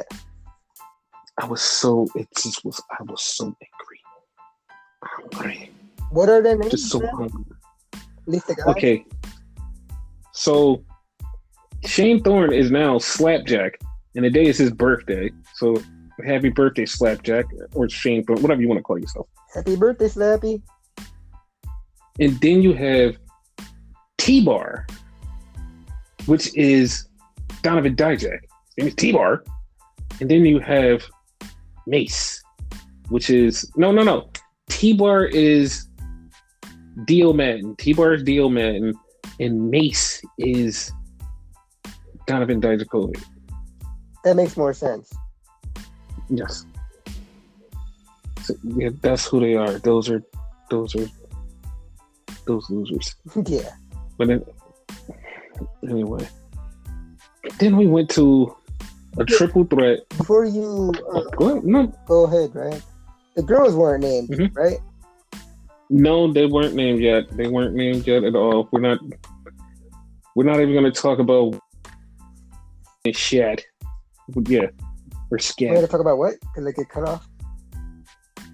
The name being Scat. Scat. Oh, Scat. What the fuck? Yeah, no. We're not talking about that. We're going to leave it alone. We're off of that. We're going to go on to the next thing because fuck Retribution right now. Good. But yeah, we had Dominic Mysterio, Humberto Carrillo, Seth Rollins, Murphy versus Andrade and Garza. This was so stupid. Okay, Randy. The fucking Street Profits come out. They're sitting on commentary. If you listen to commentary, this is what fucking boggles my mind even about this whole situation. Fucking Jerry Lawler asked them, yo, so who do you want to face? You know what the fucking Street Profits said? What they say? Yo, it doesn't matter. We beat most of them. I guess we can fight Carrillo and Mysterio. We haven't even wrestled them. They're a new tag team. But everybody else, we beat multiple times. Just fucking throwing my hands. I was like, what the fuck? The fuck is the point now? What is the point? Like, you literally just said, yo, we beat them. And then here's where everything gets worse. Fucking Mysterio and Carrillo get thrown on the outside. They're both laying down. Seth is in there. Murphy's there. Seth just leaves Murphy. Murphy's like, what the fuck? And for some reason, Seth had his rain jacket with him during the match. It's like, the fuck? Like, put that away. No. He takes his jacket, he puts his jacket on and walks away. And Murphy's like, where are you going? Andrade and Garza, who's been beefing, who last week had a fight, who literally was fighting each other, they fucking beat Murphy. And Street Profits go, oh, we gonna fight them. Guess we gonna beat them again. It's like, dude, like they've literally been feuding. Like, and this is not even a joke, and I want somebody to tell me that I'm fucking joking. They've been feuding since before WrestleMania, and then somebody be like, no, they haven't. What was the Raw Tag Team title match at WrestleMania, guys? What was it? Like, hopefully, it was like Andrade and Angel win, though. No. I hope they don't. Because if they win, that means they're going to have a rematch for the titles against the Street Profits. So it's going to keep going. They probably have it randomly on Raw, and then after that, we can like move on. Okay. All right, cool. Fine. All right. You want to hear me out? Hear me out. Listen to this. Who's going to be the challengers after that? Ray and Herbie. You heard me. Ray is injured. And what the fuck? Wait, what? You heard me. I did not fucking know. I heard you, but now I'm trying to process what you just said, but okay. Because, like, somehow, some way, I see Dominic out of it, right? Uh-huh. Somewhere down the line, I see Dominic turn a heel. I don't know why. I just have a gut feeling about that. So, Ray and Herbie probably wind up being the team. Randomly. Okay. I will put more stock in Herbie and Dominic being the new tag team champions, but Jesus, like that was what? No more Ray. No more Ray.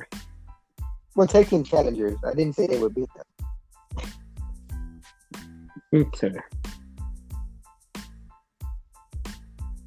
So, okay.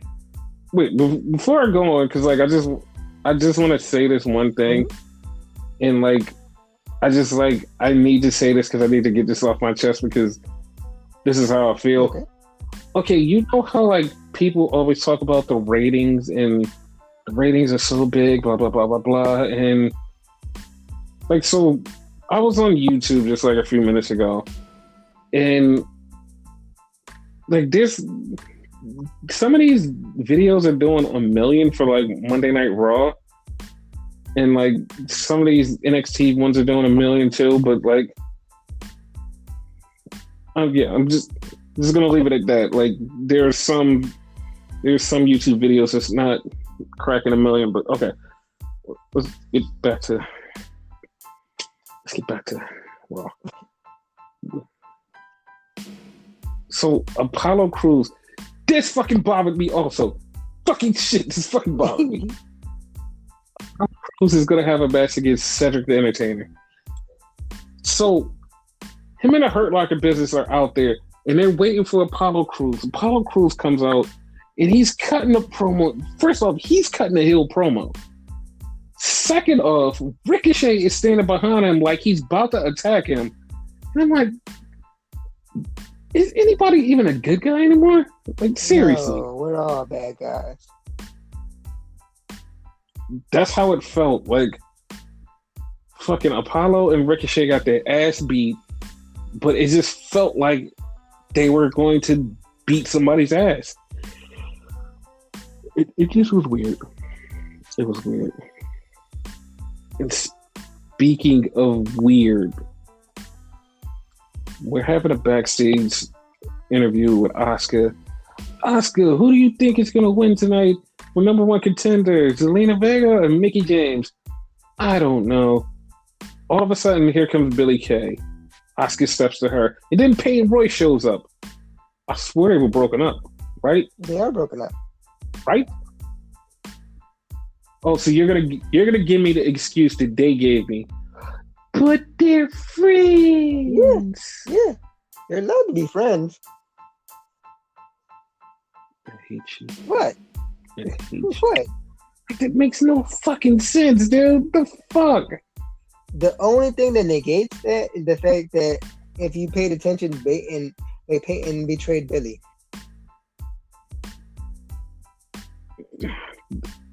Okay. Well, That's the only thing that negates it. But otherwise, like, they could be friends. okay. But you know that they tend to forget shit. So. They do, just like I forget this show even exists.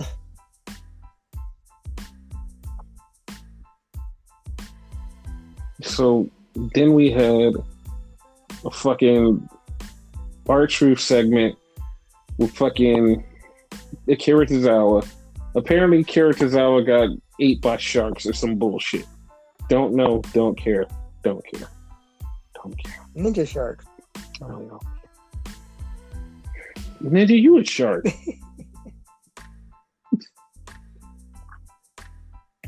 Then we had Peyton Royce versus Asuka, and of course Asuka wins.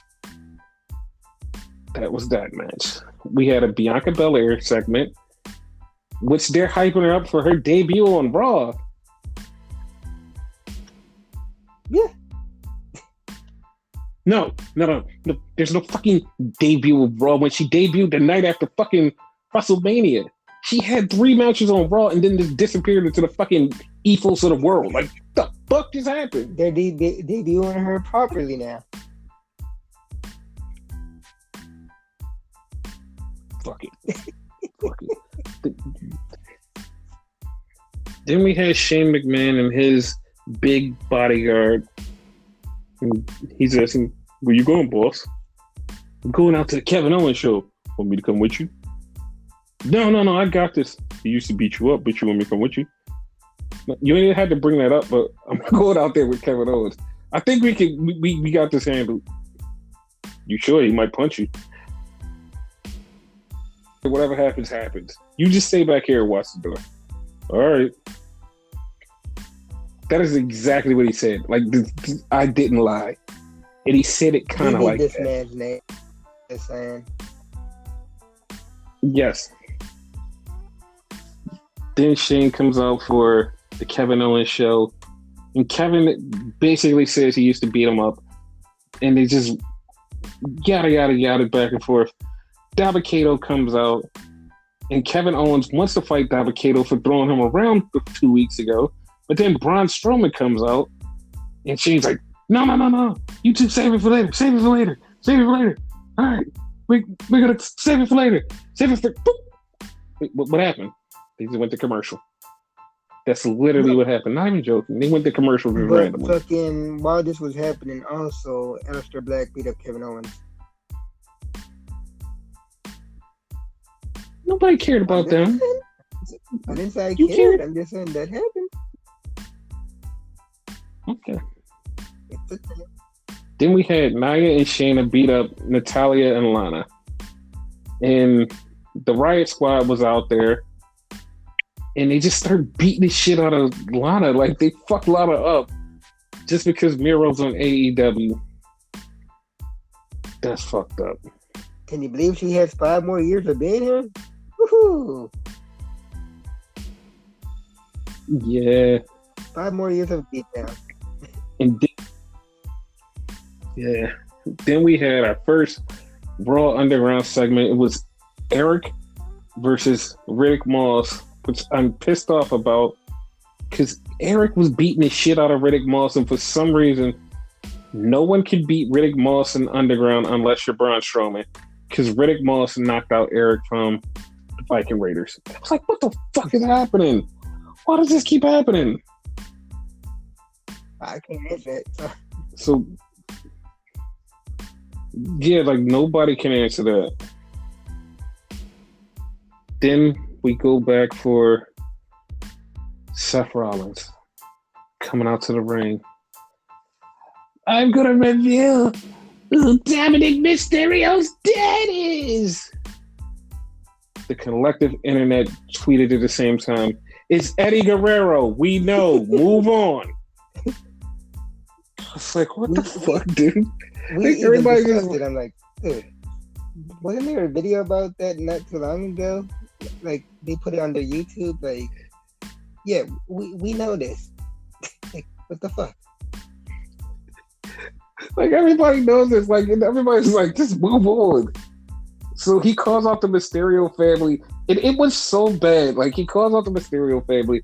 It is like, I have Dominic's birth parents. It's not true, Ray. Ray looks at it and was like, all right, move on. I know, move like, on. Even Ray is like, yes, I know. Don't care. Go ahead. Yo, and then like he's like, look at him, he doesn't look like you. He's like, wait, maybe it's not. Before I say anything, you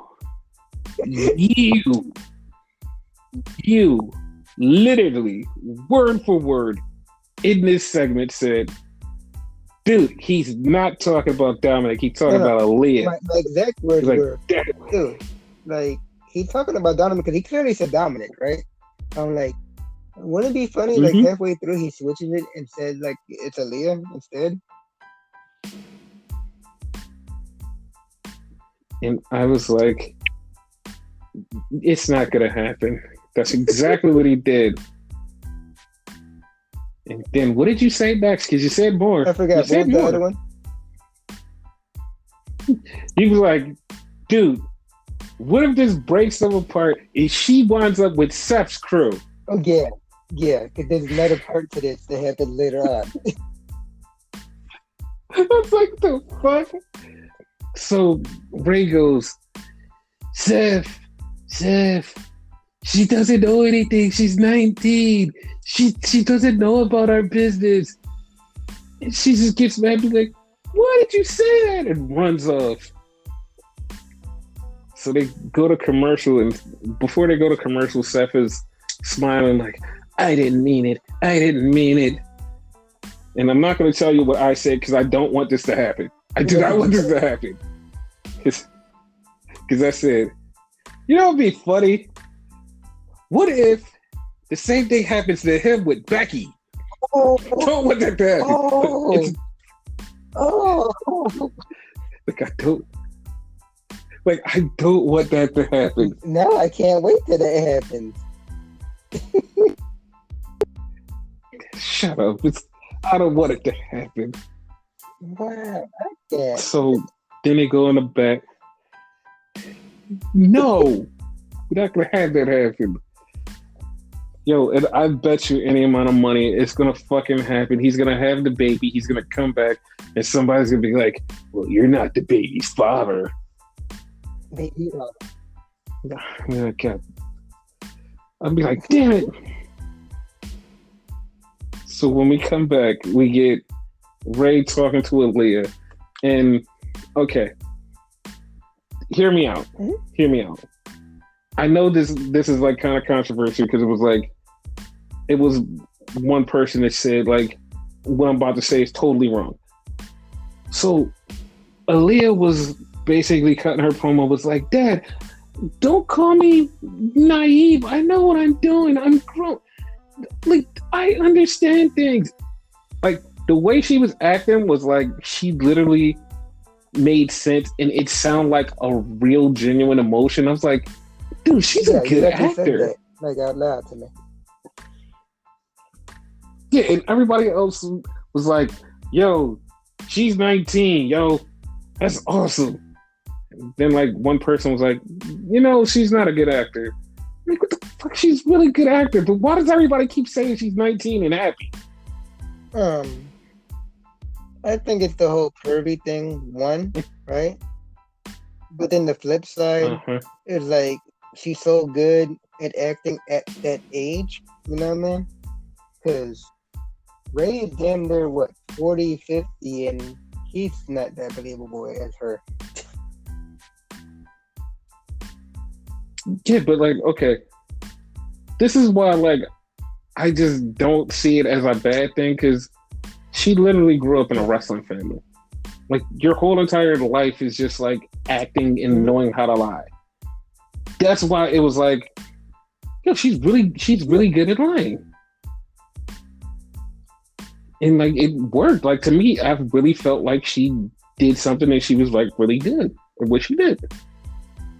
Like I can't wait for her, so that's gonna be like really good.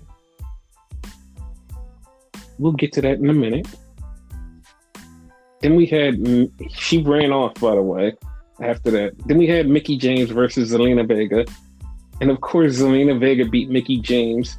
Don't know why, but Zelina Vega beat Mickey James. Now Zelina Vega is going to fight Asuka for the Raw Women's Championship on the kickoff show of Clash of Champions. Now, I do have something to say about this, but also, once again, I am not biased against AEW, and I would really rather see this match on Yeah. the main show. Also, also with that same take, this is Zelina Vega versus Asuka.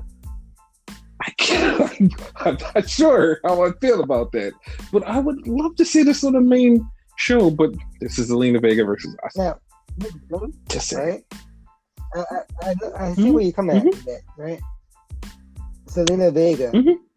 who, for all intents and purposes, like no offense to her, sucks in WWE, right? But that's just Mhm. because they watered her down. If you had fucking Thea Trinidad versus Asuka, or fucking go back in the third internet, Rosita versus Asuka, it'll be a pretty solid match. Rosita got fired as tag team No, it champion. wasn't Rosita. They both got fired No, as tag it team wasn't them. champions. It wasn't them.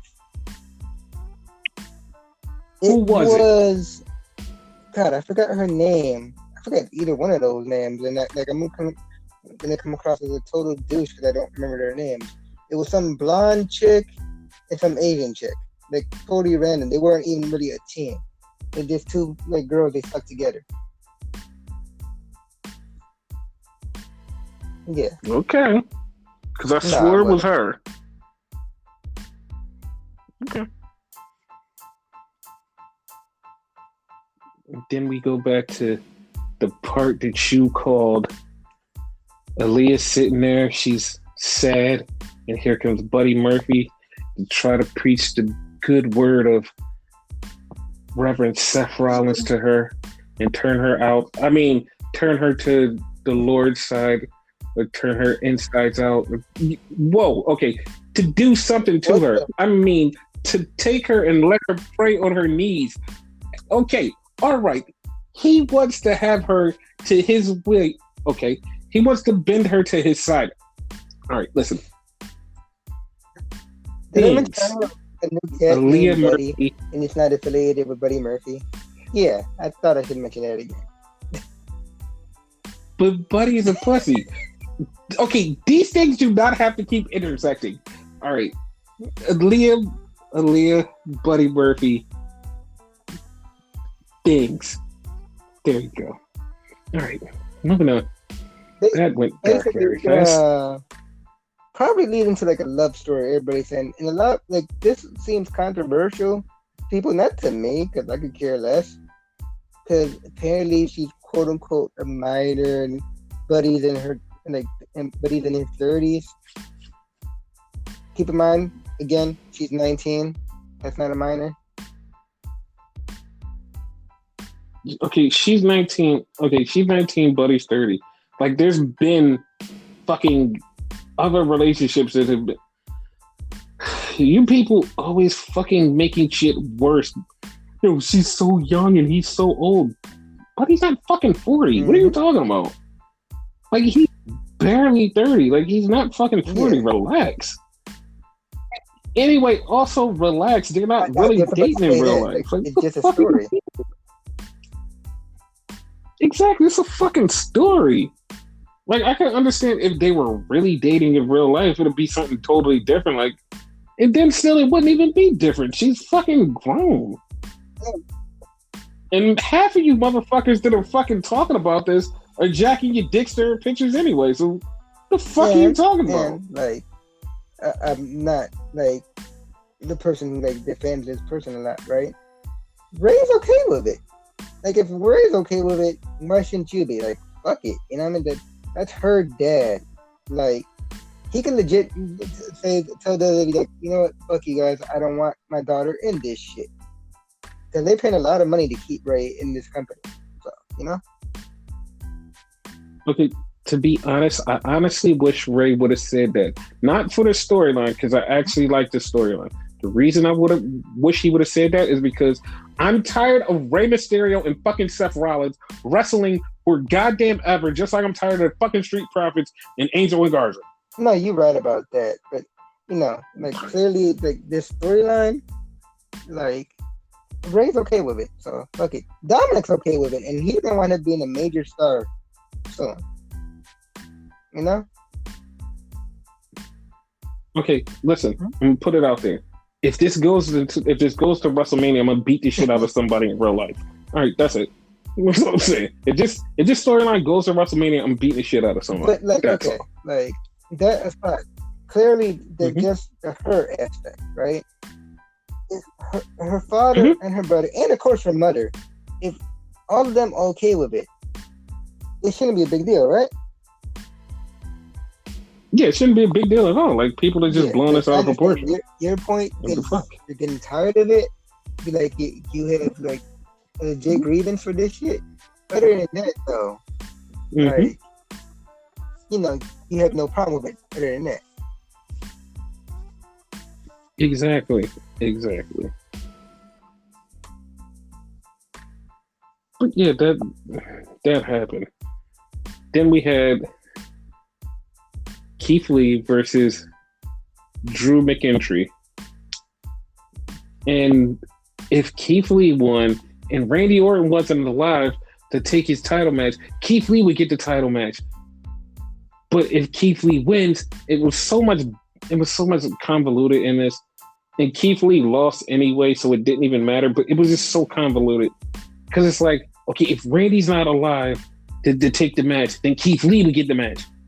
And if Drew falls down in his hole, then the title match is an ambulance match.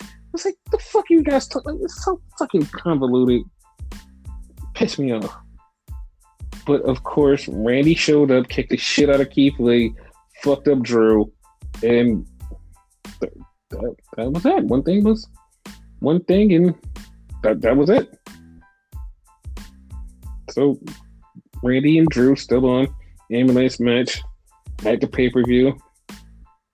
Probably gonna be a new champion, but yeah, whatever.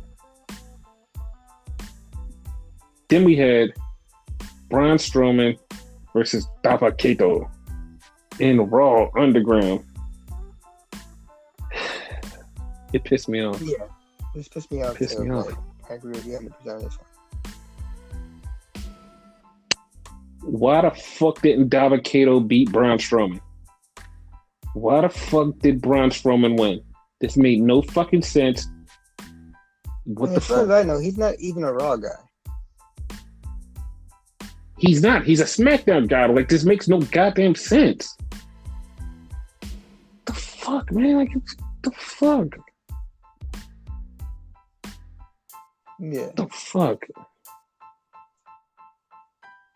And then we had the last match. We had the Hurt Locker business in the 6-man match against Retribution. This was yeah, whatever. They all fucking suck. This match was fucking getting on my nerves. They had the match and it ended. It fucking ended. It fucking ended when fucking T-Bar, who's legally in the match, who was on the outside, T-fucking-Bar, punch Shelton Benjamin. Disqualification. They're both in a match. They're both in a fucking match, dude. What the That's fuck? one of Vince's like retarded Vince-ism rules and whatever, which they never clearly mention on TV. Oh man, fuck that shit. Fuck that. Like, what the fuck? Dude. And then they started fighting. And then everybody from the Raw team came out. Then it's fighting. All of a fucking sudden, Randy fucks Drew up. Bam! What?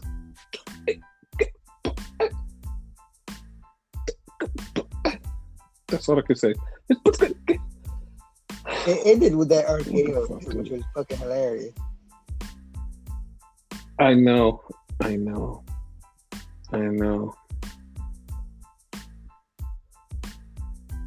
yeah, like, that happened. And that's how Raw went off the air. So yeah. How do you feel? Oh, by the way, before we even get to how do you feel, you know that this was the go home show to the fucking pay-per-view. Oh yeah. Wow. Like, yeah. Nothing was resolved. We did, however, get like 3 matches added onto it. So yeah. Mm-hmm. But that's all I can say. Like, I can't. Like, it's just one of the fucking things, dude. It's just like, yo, I know that we were saying that like Raw sucks. Like, this is us telling you how bad fucking WWE sucks. Like, what the fuck, man? When WWE sucks, we tell you it sucks, and this sucked. It fucking sucked, dude. This fucking sucked. Like, hopefully, fucking SmackDown would be like way better. Yeah, we're gonna get to that in a minute, but okay. So Tegan Knox, I did talk about Tegan Knox being injured. I don't know what I'm about to say, but Road Warrior Animal passed away. Yippers.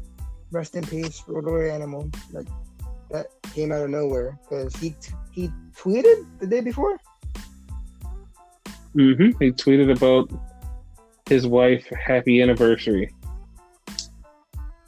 Like, okay. He said a lot of fucking controversial shit before his passing. Okay. Like, a lot of controversial shit. You know what I mean? He said a lot of shit. So, like, it was so much shit that, like, had a lot of people not even wanting to say rest in peace because it was that bad. Like, he said a lot of racial stuff. He said a lot of sexual stuff. And it was like, like, people felt the way. Like, people felt the way because it's like, I don't know what to say. Man, he was a douchebag in life, but I don't know. Me as a human, like, I always feel the need to say that regardless of who you are, in a way. Because on the other hand, I could always say fuck you too, regardless if you're dead. Because I'm that type of dude. Like, I don't give a fuck if you're a dickhead in life, but you're a dickhead in death too. Yeah. But it's to me, it's always proper to say rest in peace, whether or not, you know. Yes. That's just my. But yeah, rest in peace, Animal. And that actually brings me up to a question, because this is a legit question. So, there's been controversy of certain wrestlers when they wrestled and they've done bad things, can people separate their bad deeds outside of wrestling to their wrestling deeds as they're wrestling? Depends on the person. Like, because there's been a few people that I was like, because Will Ospreay, like, I like Will Ospreay. I like the way he wrestles. I really like it. But then at certain points when he's wrestling, it's like I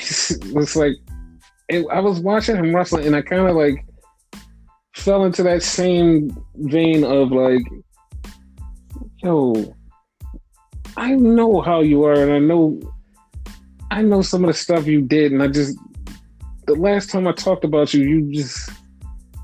you did some shit that I didn't like, and I was like, I don't know, like, I'm like, yo, this match is really good, but at the same time, I'm like it just has this weird feeling to me, just like I don't know how to feel. Like, I want to be like, yo, this match is so great, but at the same time, it's like, like, I don't know, dude. It's a lot of people that's happened to me recently. Like, I'm watching matches and I can't separate. Like, I see it like, okay, picture like the other way around, right? Going to like another form of entertainment, movies, right? Say like there's a movie, like, who's one of your favorite actors? I have no idea. We're just gonna pretend now. Just say a random name. I'm gonna pretend that's my guy. Okay, let's say the guy who's currently playing Batman right now, the guy who was in Twilight, right? Yeah, I give no shits about him, but yeah, that's my favorite guy. Go on. Say he played in a movie, right, where he played a Nazi or a Klan member or whatever. That has nothing to do with him in real life, right? So, like, why would you hate a real person for, like, what the character did? Same for wrestling, right? Why would you hate the character? Why would you hate the character for what the real person did? The character is someone totally different. You know what I mean? Like, we always say, Adam Cole is the nicest person in real life. Total dickhead on the show. Okay, but that has also worked my view on Adam Cole. You know that has worked my view on Adam Cole, because no matter how much dickhead stuff he does and like how mad I'm supposed to get at him, I'm still like, oh, it's Adam Cole. That's like Jay White. Like, Jay White is like the biggest fucking heel in wrestling, but I still can't get mad at him because he's a fucking good guy. Like, and not only that, because I also love heels, but still, I cannot be mad at him no matter what he does. He can do the most swarmy shit and like make all of the Japanese fans mad at him. And I'm just like, dude, that is so fucked up. Why would you do that? But at the same time, I'm like, yeah, you're so awesome. That's another person. Like, that's like, how that's a dickhead like, in real life, but like he's turning over a new leaf now. Randy Orton, you know what I mean? He's becoming a good guy in real life. Dude, and has that not changed your view on how you look at Randy Orton now? Yes and no. Because the reason I say yes and no is because it changed my view on him as a real person, right? Like, I respect him as a real person now, right? But just like you just said, I've always loved the heel, so it never really negatively affected me. You know what I mean? Say someone like, Jericho. Jericho's a dickhead in real life. Jericho is what Randy used to do, right? If Jericho turns over a new leaf and it like the new Randy right now, it says the right things or whatever, I'm never gonna like this character. Like, his character is so fucking boring to me. Yeah, his character now is just like, it literally was going good. It fell off of a cliff, and now it's like being burnt on the bottom of that cliff now.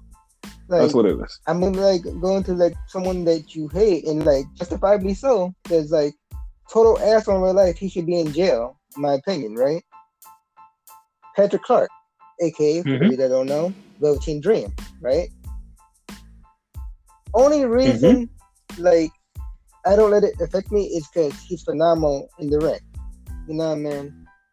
I try to like separate myself from the real life controversy. You know what I mean?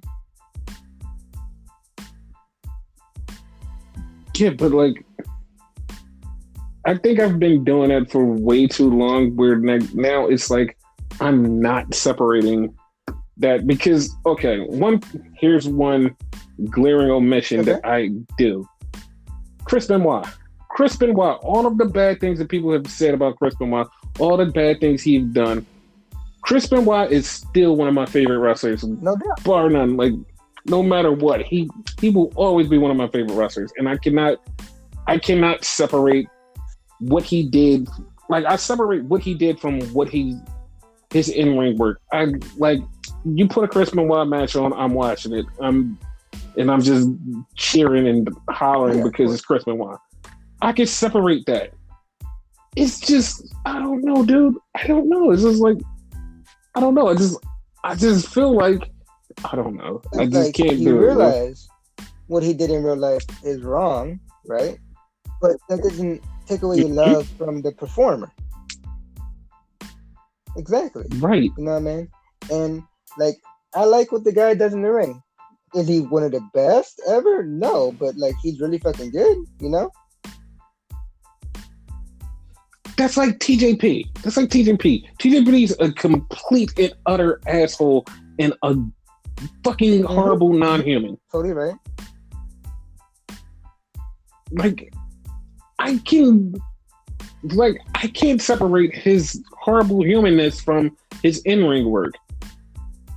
Like, I would say that about Austin Aries, but Austin Aries is a dick outside the ring, inside the ring, and all around the ring. So there's no separating that guy at all.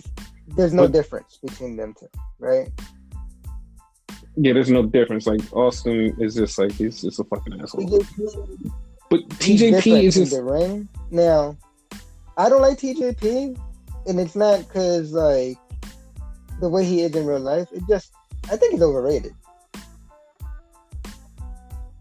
He is like he's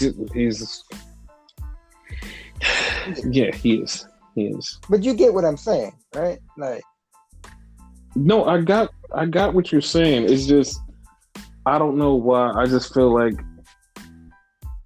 I'm looking at fucking Ospreay and I'm just he's killing it. Yeah, he's doing great. But at the same time, I'm just looking at him like you're an asshole, dude. Like I'm trying to separate it, and it's like, yo, this match is so great, like I used to, but like at the same time, it's like, kind of hate you still, right? Not for you, because I know you get me. I'm saying it for the listeners, right?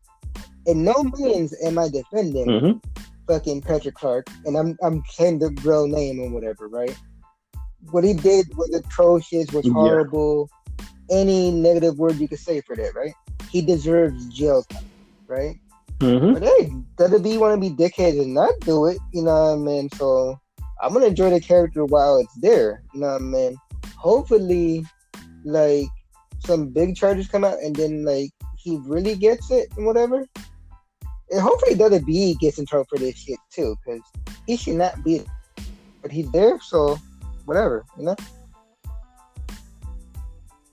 Yeah, and another thing that I think like turns me off and like makes me hate the person more is because not only are they assholes in real life, it's the swarminess of their character. Like they don't try to turn it down and like try to be like a cool person. It's no, you're still a swarmy asshole. And it's like, I can't, like, you're not trying to appease yourself to like be normal, but you're being an asshole still. And you're thinking, like, you're really thinking that you are entitled to something, and it's like, yeah, like, first off, you're a bad human, and now you're like bleeding your bad humanness over to your character. I'm cool. Like, that's what bothers me, because that's what TJP's problem is. he's a fucking swarmy asshole in real life, and then he's starting to bleed over into his in-ring character. And it's like, I'm wash my hands of you. Yeah. That type of thing. And I don't support the character. I just support the matches, because whoever the person's with that did something bad, they're getting a shine on. You know what I mean? Mm-hmm. Hence, like the feud between Velveteen Dream and Kushida. Kushida's going to be in a prominent role for this. Yes. So like it's good for Kushida. Yeah, it's good for Kushida, but at the same time, it's like, I don't know. Yeah, it's a thing. And oh, by the way, they're probably gonna wrestle at the pay-per-view. They're probably gonna wrestle at the pay-per-view. Just warning. There's really no right or wrong answer to this, unless you 100% agree with what he did. Like, if you agree with it, you're a scummy fucking person. Exactly. But you could clearly say, fuck him, like, you don't want nothing to do with him.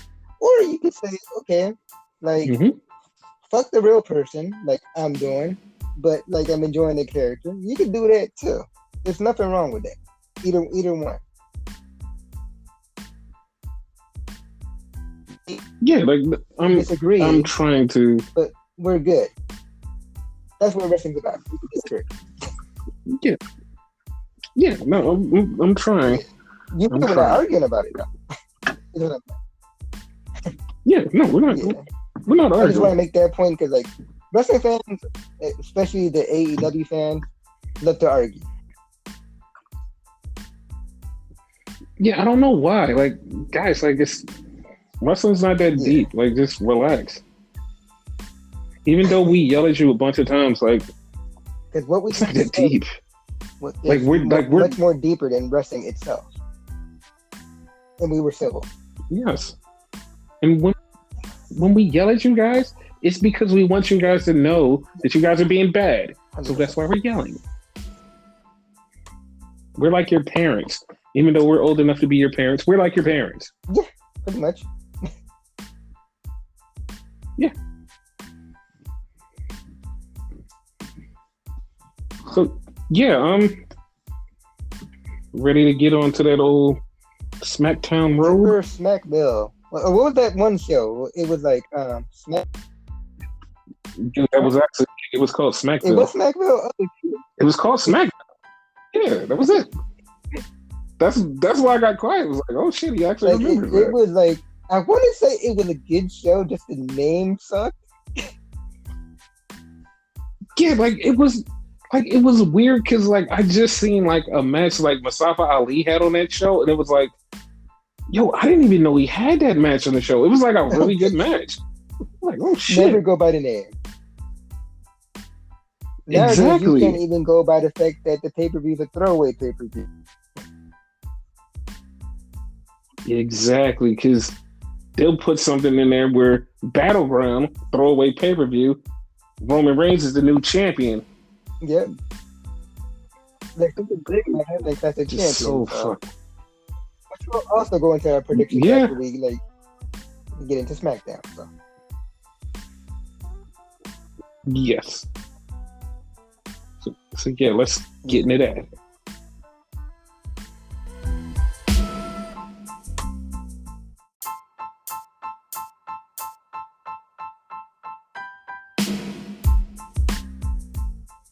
Yeah, so SmackDown this week. Yeah. Why do we subject ourselves to this? Like, in the beginning of the podcast, we said, hey, we shit on WWE. This whole entire episode, we have done nothing but shit on WWE. Yeah. So, yeah. So, I hope you guys enjoy this. And this is not us faking shitting on WWE. This is real. The fuck, WWE? What the fuck is wrong with you? No, because if we was faking it, we would praise AEW, and we shit on them, too. So. Yeah, but what the fuck, WWE? You guys suck, dude. And Like you make it so exactly. They're making it hard. Not hard in a good way. I'm just about to say that. Jeez. Like the most interesting things was Bailey, Alexa, and Roman. That's it. Yep. That's it. Everything else fucking sucked. This show sucked dog ass. And not even donkey dick dog ass. It sucked dog ass. That's how fucked up it is. Like, Jesus Christ, this show is bad. Not even a cool dog. Not even a wait. You would suck a cool dog's ass? Somebody would. I'm trying to make it worse. Oh, You know, you probably see some mark be like, that dog is cool. Let me suck his ass. wow. It's a weird week, y'all. We're gonna be fucking weird. Fuck that shit. Don't end the podcast. Okay. All right. I'm not gonna end the podcast. Like you only get one per podcast. You say it again, podcast is over. No one will know what happens. Okay. You only get one. But yeah, this was really like crazy, really sucky. Like just so sucky for no reason. Like none of this had to suck as bad as it sucked. Exactly. And not to mention, I don't remember if you said it before in this episode, right? This is the go home week. We have a pay-per-view coming this Sunday. Yes, like I'd say that for Raw, but like then this asshole backward show just started, and it's like, what the fuck, dude? Like why? Like why? Like can somebody explain me why this is a thing? Seriously. You know me, I could usually come up with some sarcastic excuse, like bullshit it, and make it half-ass sense. I can't even do that with this one. Yeah, like jeez, this is so bad.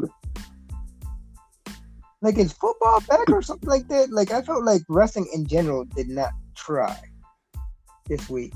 Yeah, but there's no football on Fridays. That's the problem. There's no football on Fridays. Football's on Mondays and Thursdays, not on Fridays.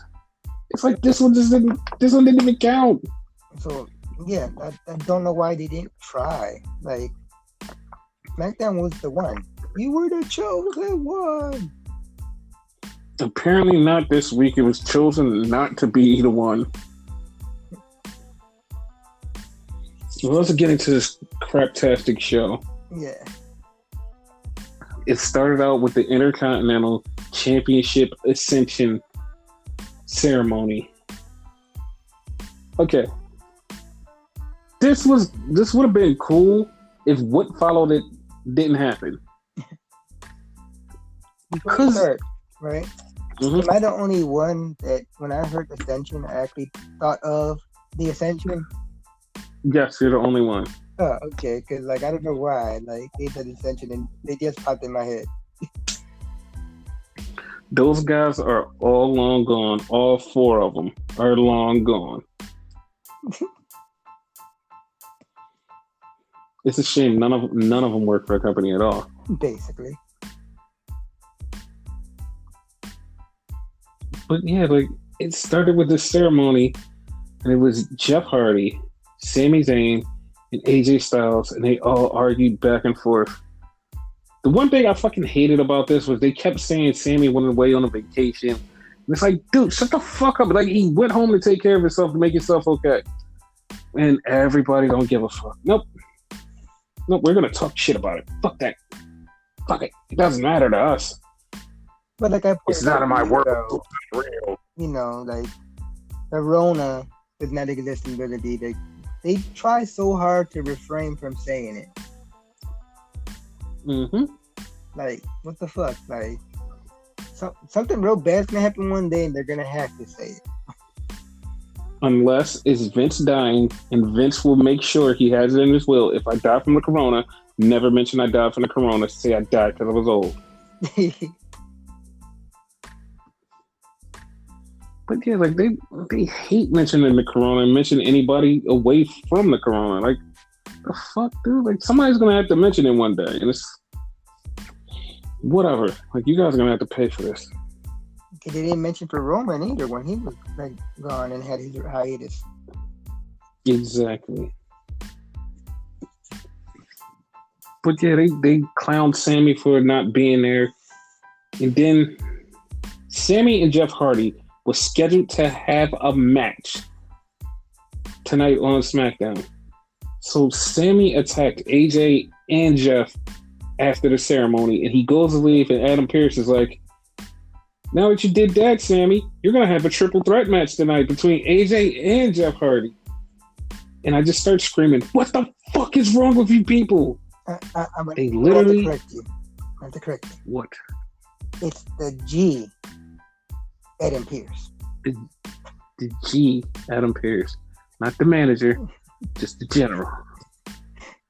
Because, like, this motherfucker's in charge for no fucking reason. Exactly. And this is, like, I don't know why he made a triple threat match for no goddamn reason when there's a triple threat match happening this Sunday with the same people. WWE? Of course. No, that's the reason. Like, that's it. That's it. And they had a triple threat match which Sami Zayn won, which to me means Sami Zayn's not winning on Sunday. Yep. So yeah, that's weird as fuck.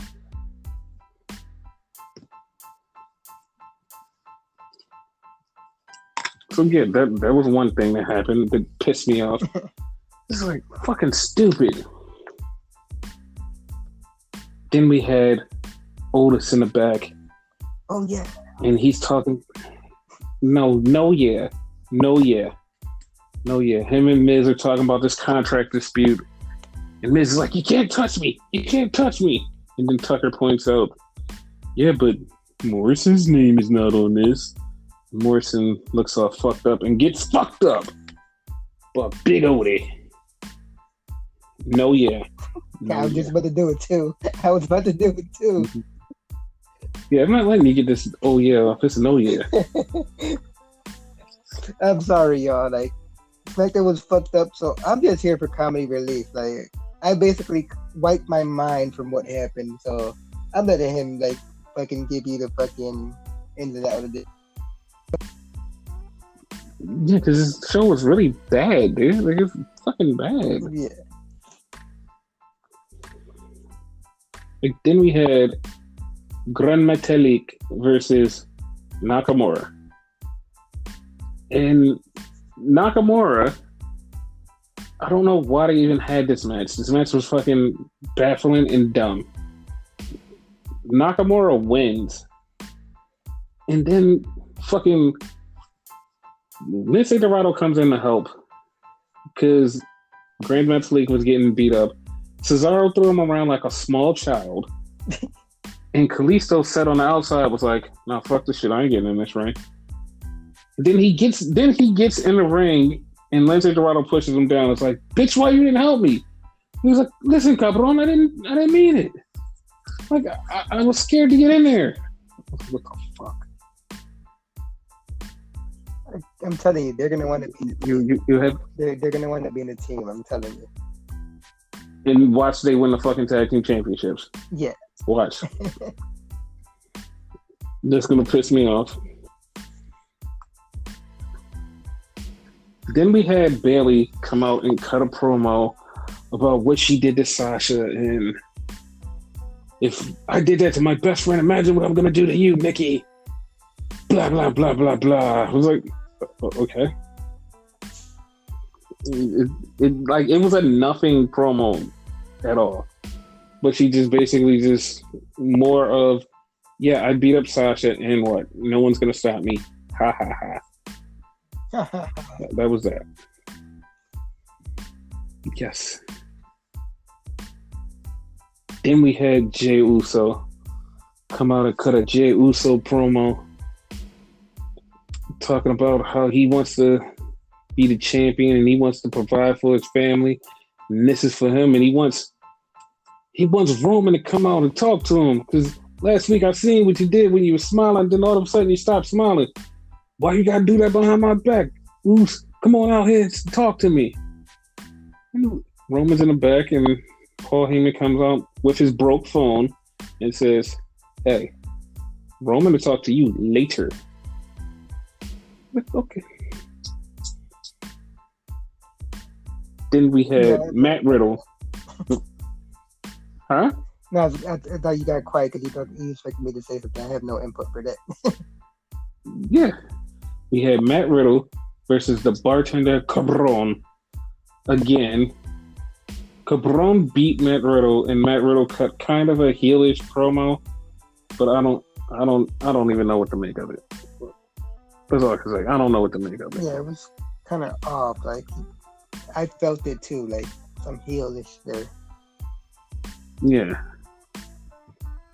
And then, like, they gave more insight of Roman and Jay, where they had this whole promo with Rikishi, Jimmy Uso, Alpha, Sika, and talking about how they grew up and all of the lovely bits of Roman and Jay.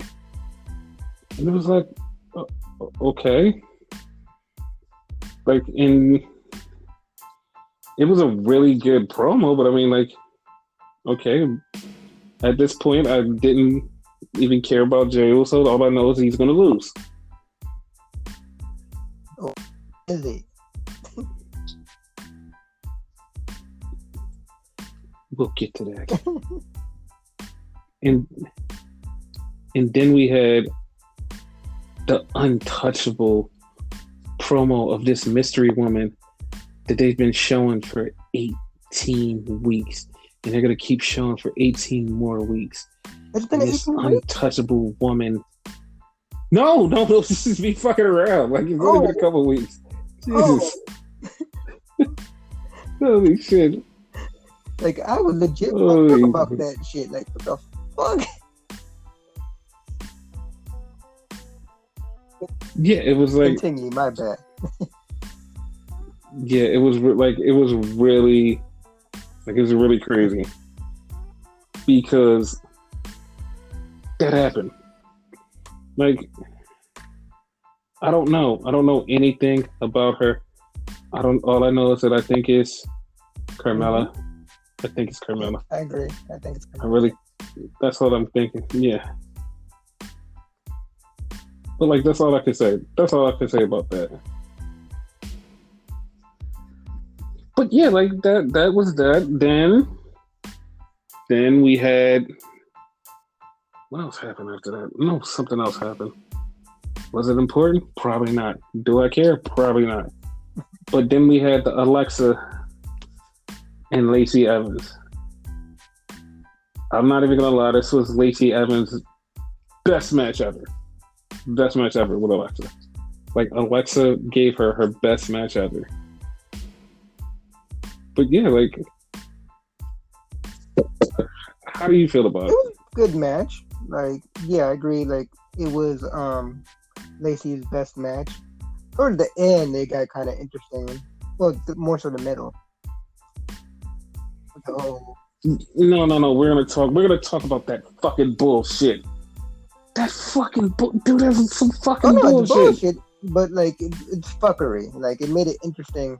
Just for Alexa's sake, like, it fucked up the match. So. No, that's not what fucked up the match. Because in the middle of the match, the Bray Wyatt laugh goes off. That one. But here's the thing, guys. Here's the thing. It literally happens, and fuck us all, it goes right to commercial. Yeah. And it's like, what the fuck, dude? Like, this is the most interesting part of the match, and you just go to fucking commercial? Like, who the fuck does that? Go ahead and say it. Say who does that. Everyone? I don't fucking know.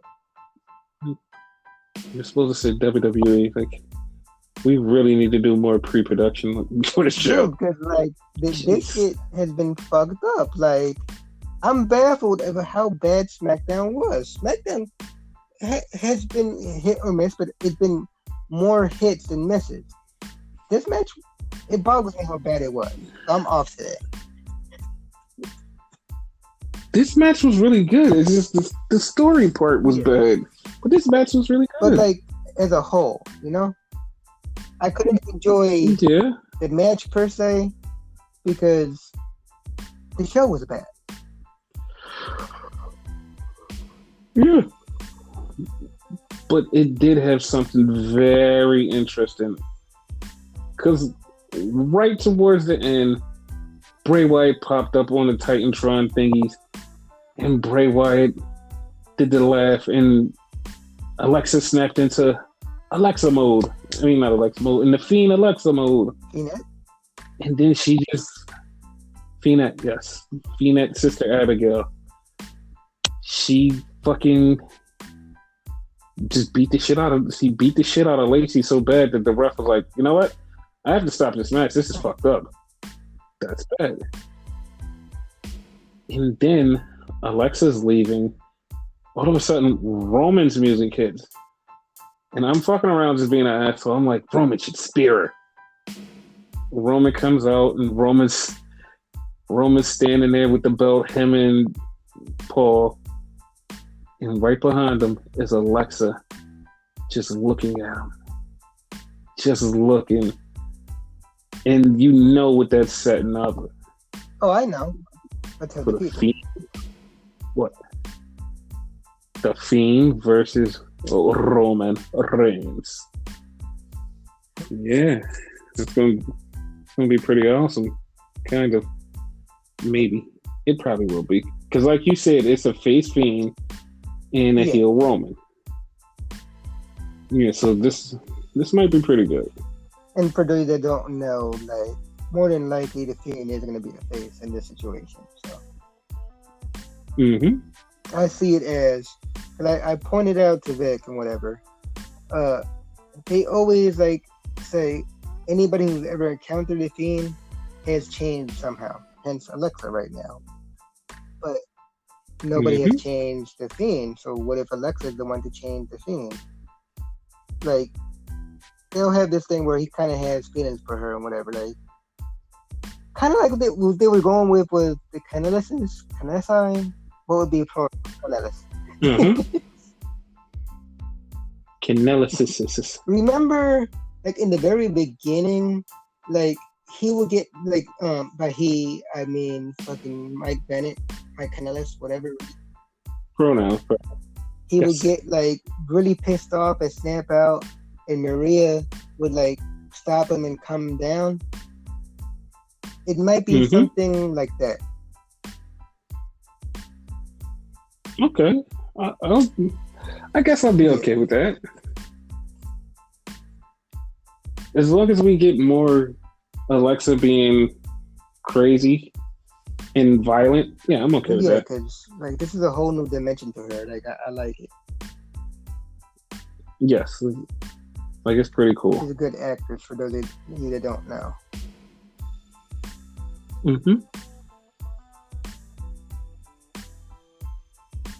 And then Roman comes to the ring and Roman cuts a promo.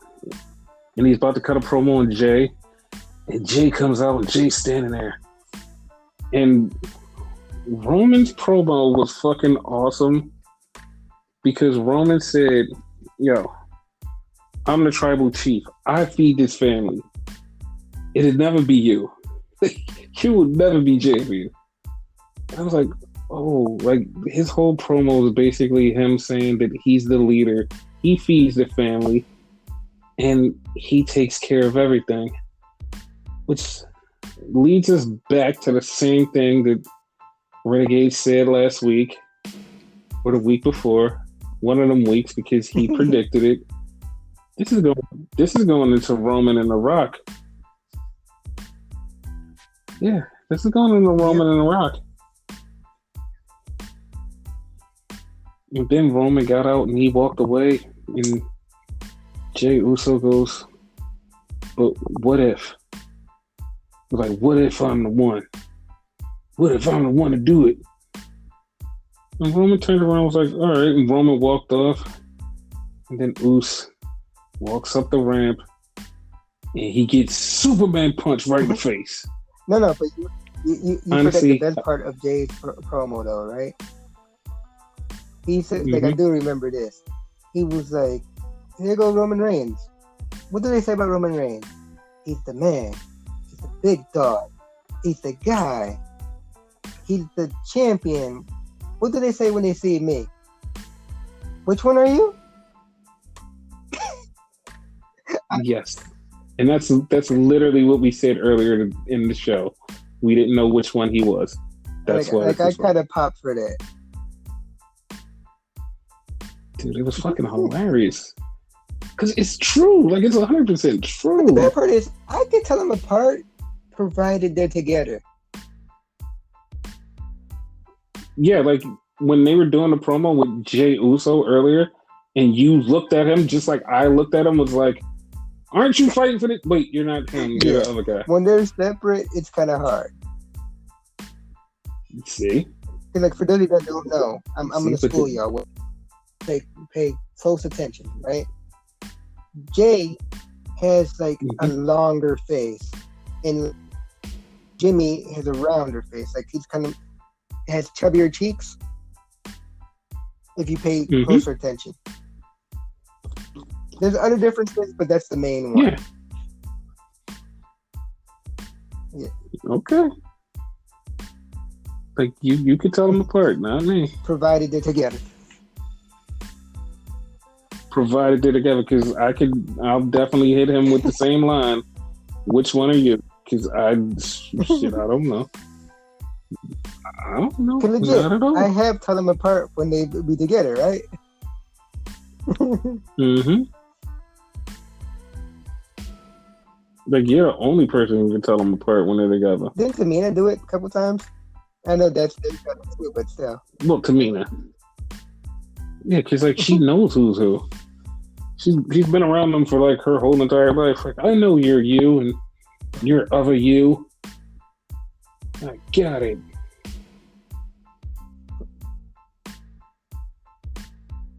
But, yeah, like, that's how it went off, and he got knocked out by Roman. And yeah, I just want to give all of you guys a heads up, mainly the females in our audience. Bring a mop Sunday, because Roman will be shirtless on Sunday. So bring a mop. As weird as it sound, right? Will he be? Mm-hmm. No, he'll probably have the whole pants on. If he has on shorts, you need to put your feet up, because everything will be flooded. Everything will be flooded. Because literally, you suspect he used to wrestle in, like, tights. I know you know that, but you know, man. Yeah. Like, I don't know if anybody in our audience knew it. Yeah, but that's you have to remember that was before he evolved into stupid, sexy Roman. No, but I'm saying he still did it. So. I would say, like, he was, like, extremely skinny, though, when he did it. Yeah. Mm-hmm.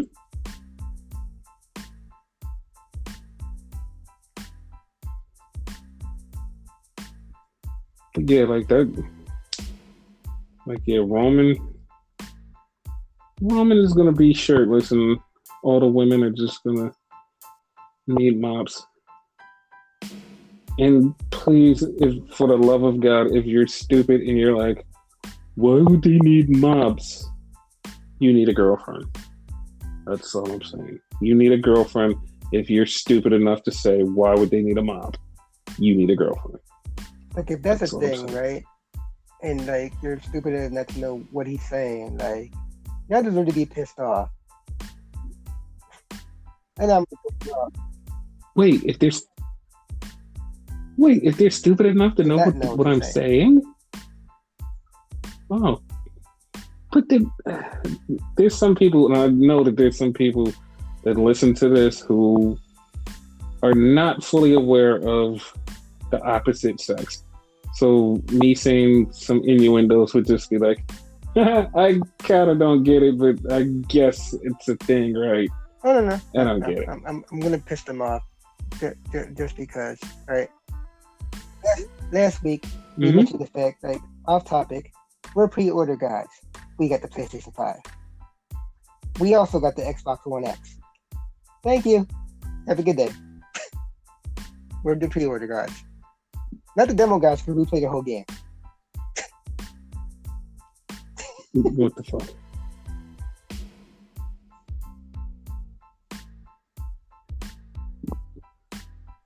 But yeah, that's it for SmackDown. Is there any news before we go into our predictions? Roman has new new music. music too. Okay, like, so new gear ish. Yes. And I'm saying ish because I'm picturing him just wearing the current pants he's wearing, I guess. Yes, current pants, no shirt. Okay. New music, yes. He's going to be kind of I mean, I'm glad that he's doing this because it's going to be totally like Roman badass.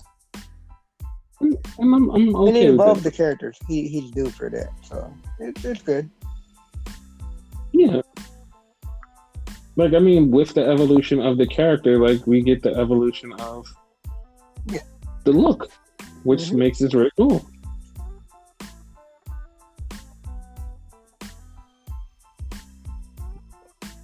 But yeah, we could go into the whatchamacallit, the predictions. Run down the match. So, I was about to do that. So, first match, kickoff show. Asuka versus Zelina Vega. Thoughts? Oddly enough, right? Like, okay, like for real, right? On paper, fucking like Asuka is like a dead ringer. Like, it's obvious she's winning. I don't know why. It's not just because I like her and whatever. And when I say like her, I don't mainly just mean that. I just like her personality, whatever. I follow her on YouTube years ago, before she got signed to WWE.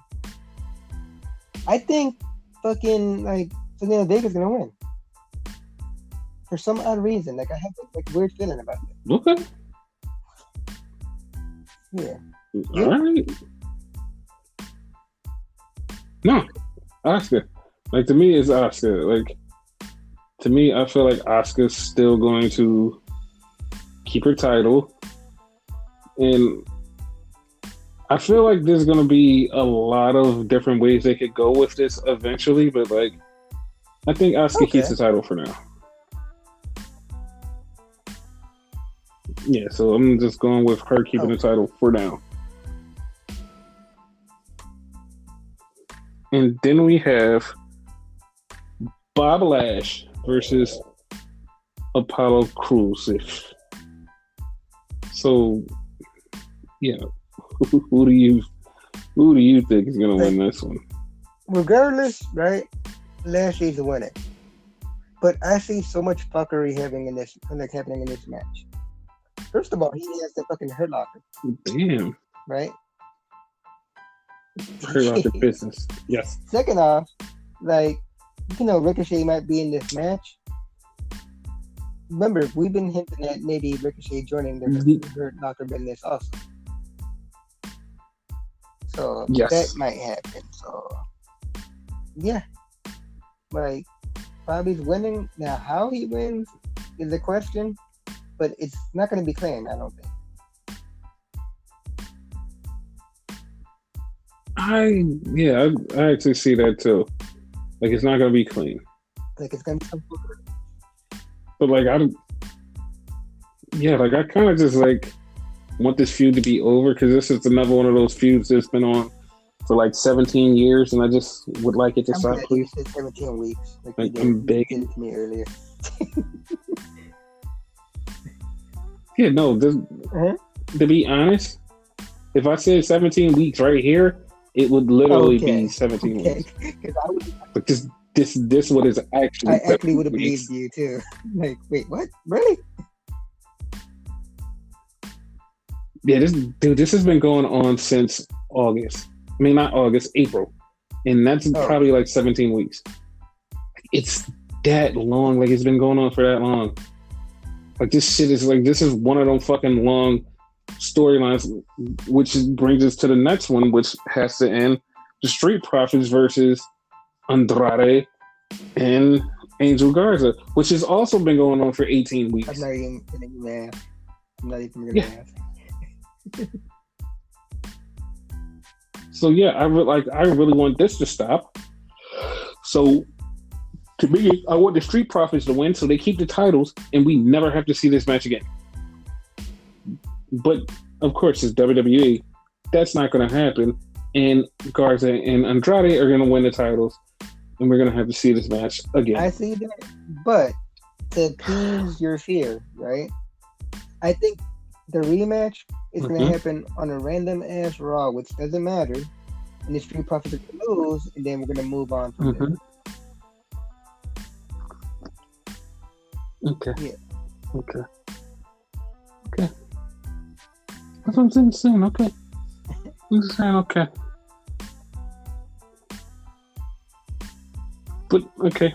Then we move on to another tag team match that I feel like has been going on for 18 fucking weeks, but it's only been going on for 3 months. Cesaro and Nakamura versus the Lucha House Party Dragons. Well, I'm biased against the Lucha House Party anyway, so they need to just disband. So my heart says I want Swiss Amora to win, as you call him. But like, I think it Lucha House Party winning, and it's gonna be really odd because it's gonna be the two, that's Dorado and Kalisto. Yeah, I think that's gonna happen too. Then we have Jeff Hardy versus AJ Styles versus Sami Zayn for the Intercontinental title. Who do you think's coming out with the Intercontinental title? After today, like I thought this like before, but especially after today, I think it's gonna be Jeff Hardy. Okay, well I'm going with Samuel Zayn. I think he's gonna win. Then we have the women's tag team title match: Shayna Baszler and Nia Jax versus Ruby Riott and Liv Morgan. Squad for the win. Yeah, I'm with you. I'm with you. Yeah, like, I'm with you on that one. Explanation for that. Like, Then we clearly they're gonna win. Exactly. Then we have Bayley versus Nikki Cross. Who do you think is going to win? Here's the thing. Bayley clearly needs to win because we're leading into the Sasha thing. But we need to elongate this whole situation, right? So Nikki might win just to like make it longer, and then Bayley beats her later when we're closer to WrestleMania or whatever. Yeah. But okay. I'm saying no because to me, that's going to make everything worse. Like, just literally going to make everything worse. She loses the title here. She loses the title. Sasha beats her for the title eventually. But your long 490-day streak of having that title is done. It's fucking done. Dude, it's done. And it's like, okay, yeah, Sasha wins the title, but she didn't break the streak. And Bayley lost the title, so it's not as special. Like, there's nothing that you should do. Like, to be honest, it's like they booked themselves into a corner, and I know it was because Naomi got sick, and that's what happened. But do the Nikki Cross match, beat Nikki Cross, have Alexa come out, Alexa's beat up Bayley. Next match, Hell in a Cell, Alexa versus Bayley. You get super crazy heel Alexa. Alexa's super psycho, and she gets disqualified and loses a title match at Hell in a Cell. Yeah, that is great. That'll be fun. Like, that literally keeps the Sasha thing still alive because Bayley still has the title. But according to a lot of people, they want Sasha to show up at Clash of Champions and attack Bayley, and then they can have their match at Hell in a Cell. It's like people are like too instant microwave cooking for this. It's like, you guys have been waiting for this for so long. Why can't you just wait until WrestleMania? That instant shit. No, they're like, no. But WWE might fuck it up. Dudes, fucking just relax. Like, this is one thing they're not gonna fuck up because they actually see there's money in this. They're not gonna fuck this up.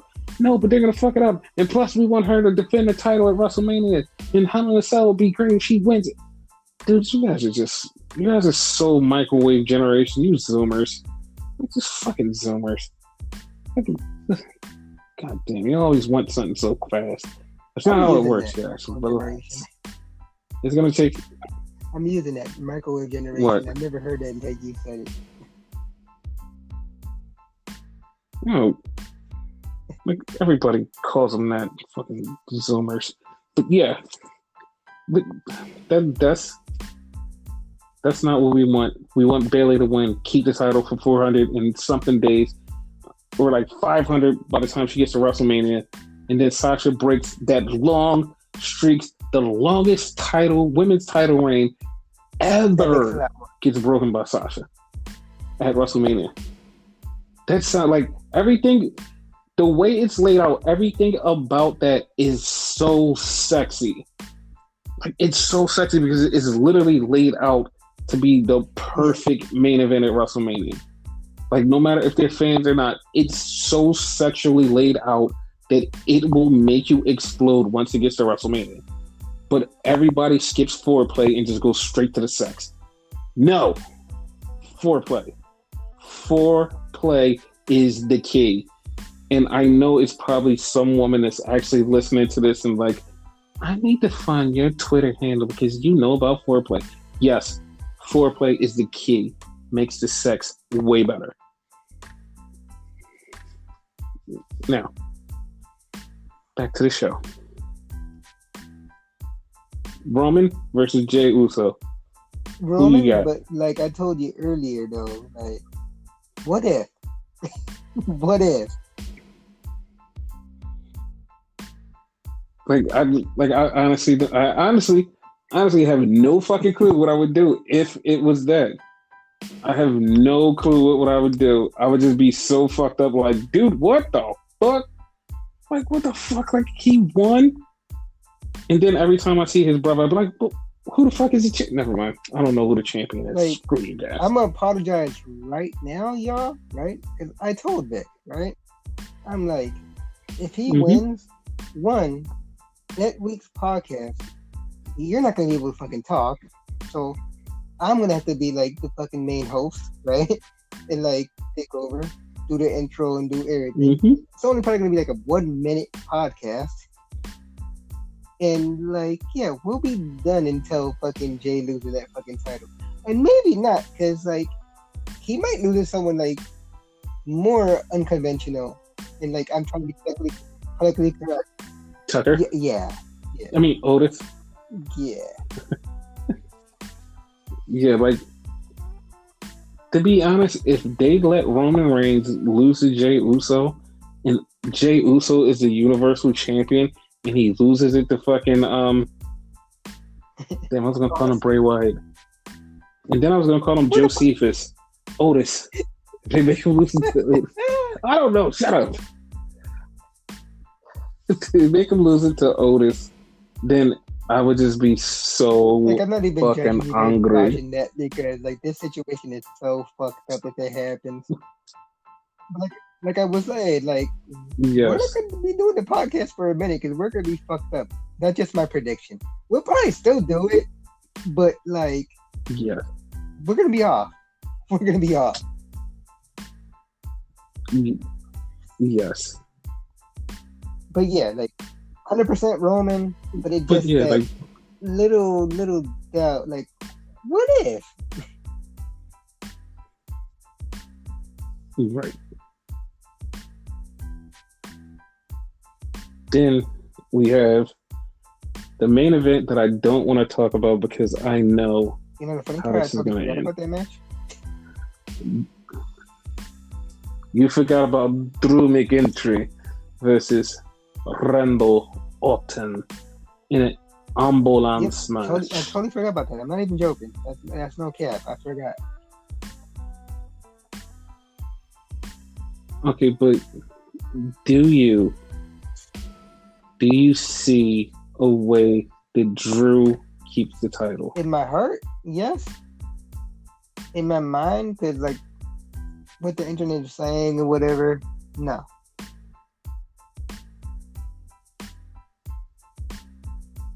Yeah, because like I don't think it's happening, guys. I think Randy's walking out with the title, and I'm gonna be a little upset, but I know that it's gonna go into a bigger picture. But yeah, definitely think Randy's beating Drew. And mind you, we said before in this podcast, we like Randy. We're not shitting on Randy. It just okay. We said it before, so this is going into him versus Edge.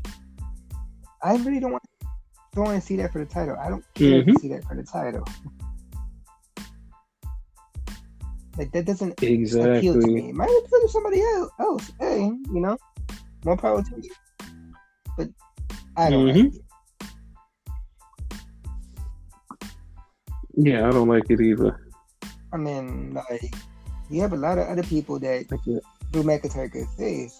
Hell, like right now, as retarded as the fucking name is, you could have fucking Drew McIntyre versus T-Bar or Mace.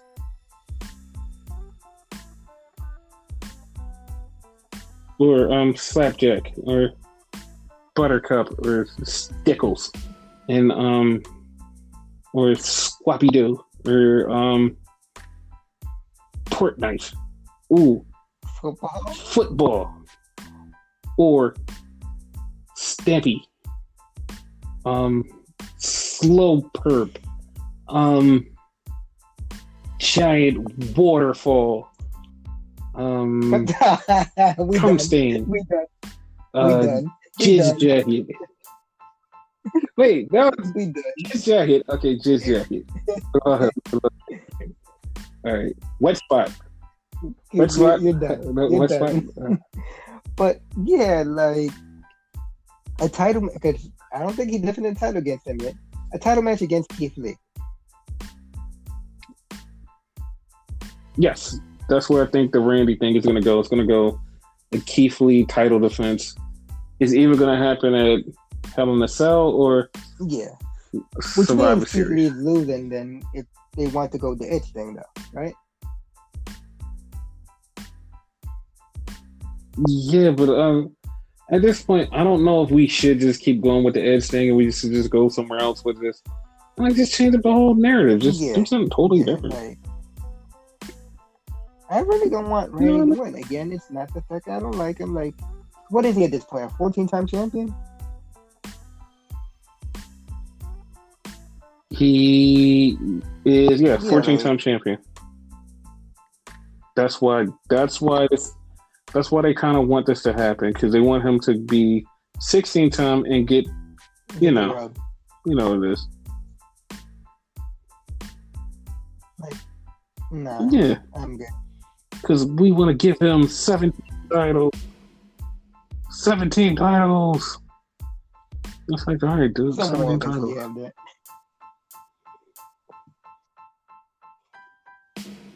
Yeah, I don't know. I don't really care. But yeah. Yeah, like that's where we are with that. And I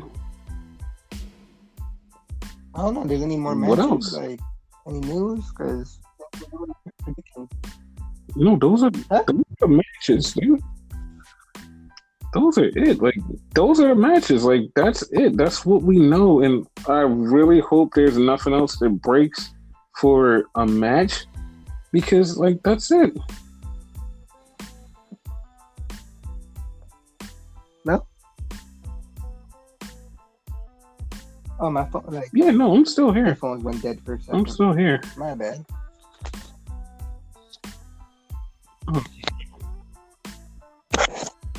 Oh, your headphones went dead. Undead them. Bring them back to life and undead them.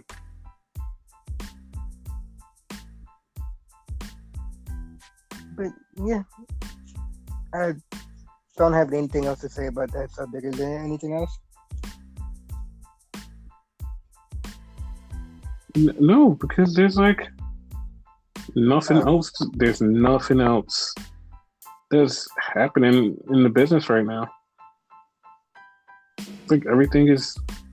That's You know, crazy because usually right let's before see. we're about to end the show, like something popped up on Twitter. Yeah, it usually does, but like, yeah, there's nothing. Okay. Just nothing at all right now. It's like everything is like, well, nothing. It's one of those weird weeks that is so weird that nobody has news and nobody's like, you know what? Fuck it. We're not doing nothing. We're not talking about shit. We're not doing a goddamn thing. You can kiss my ass. And it's like, but Vince, kiss my ass. But But yeah, it's like yeah. it's nothing else to talk I about. guess with that That's said, it. follow him, Bio Viper, because like he's up on the fucking news and shit. So I just had to promote your fucking news. Did you just say I post nudes? News. What? I mean, Oh, I thought you said I post nudes. why don't That's you, only on my post OnlyFans. news? I mean, hit him up in his DMs and shit. Nah, man. No, that's my OnlyFans. Only my OnlyFans is nudes. Same, guys. But yeah. Go hit the OnlyFans. Links in the Hold on bio. 1 second. Fucking phone's fucking up again.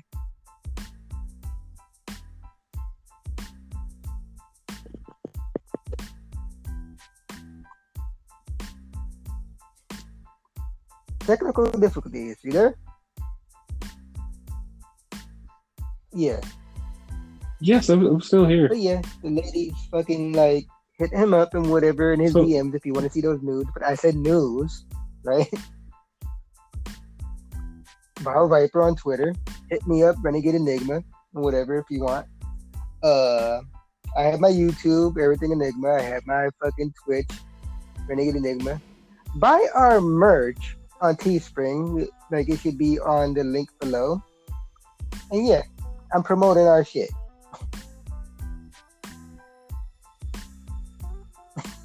Because we never promote Okay. all our shit. Yeah. No, So no. might as well you since don't. this week has been so fucking off. Yes. But what do you got to say, buddy?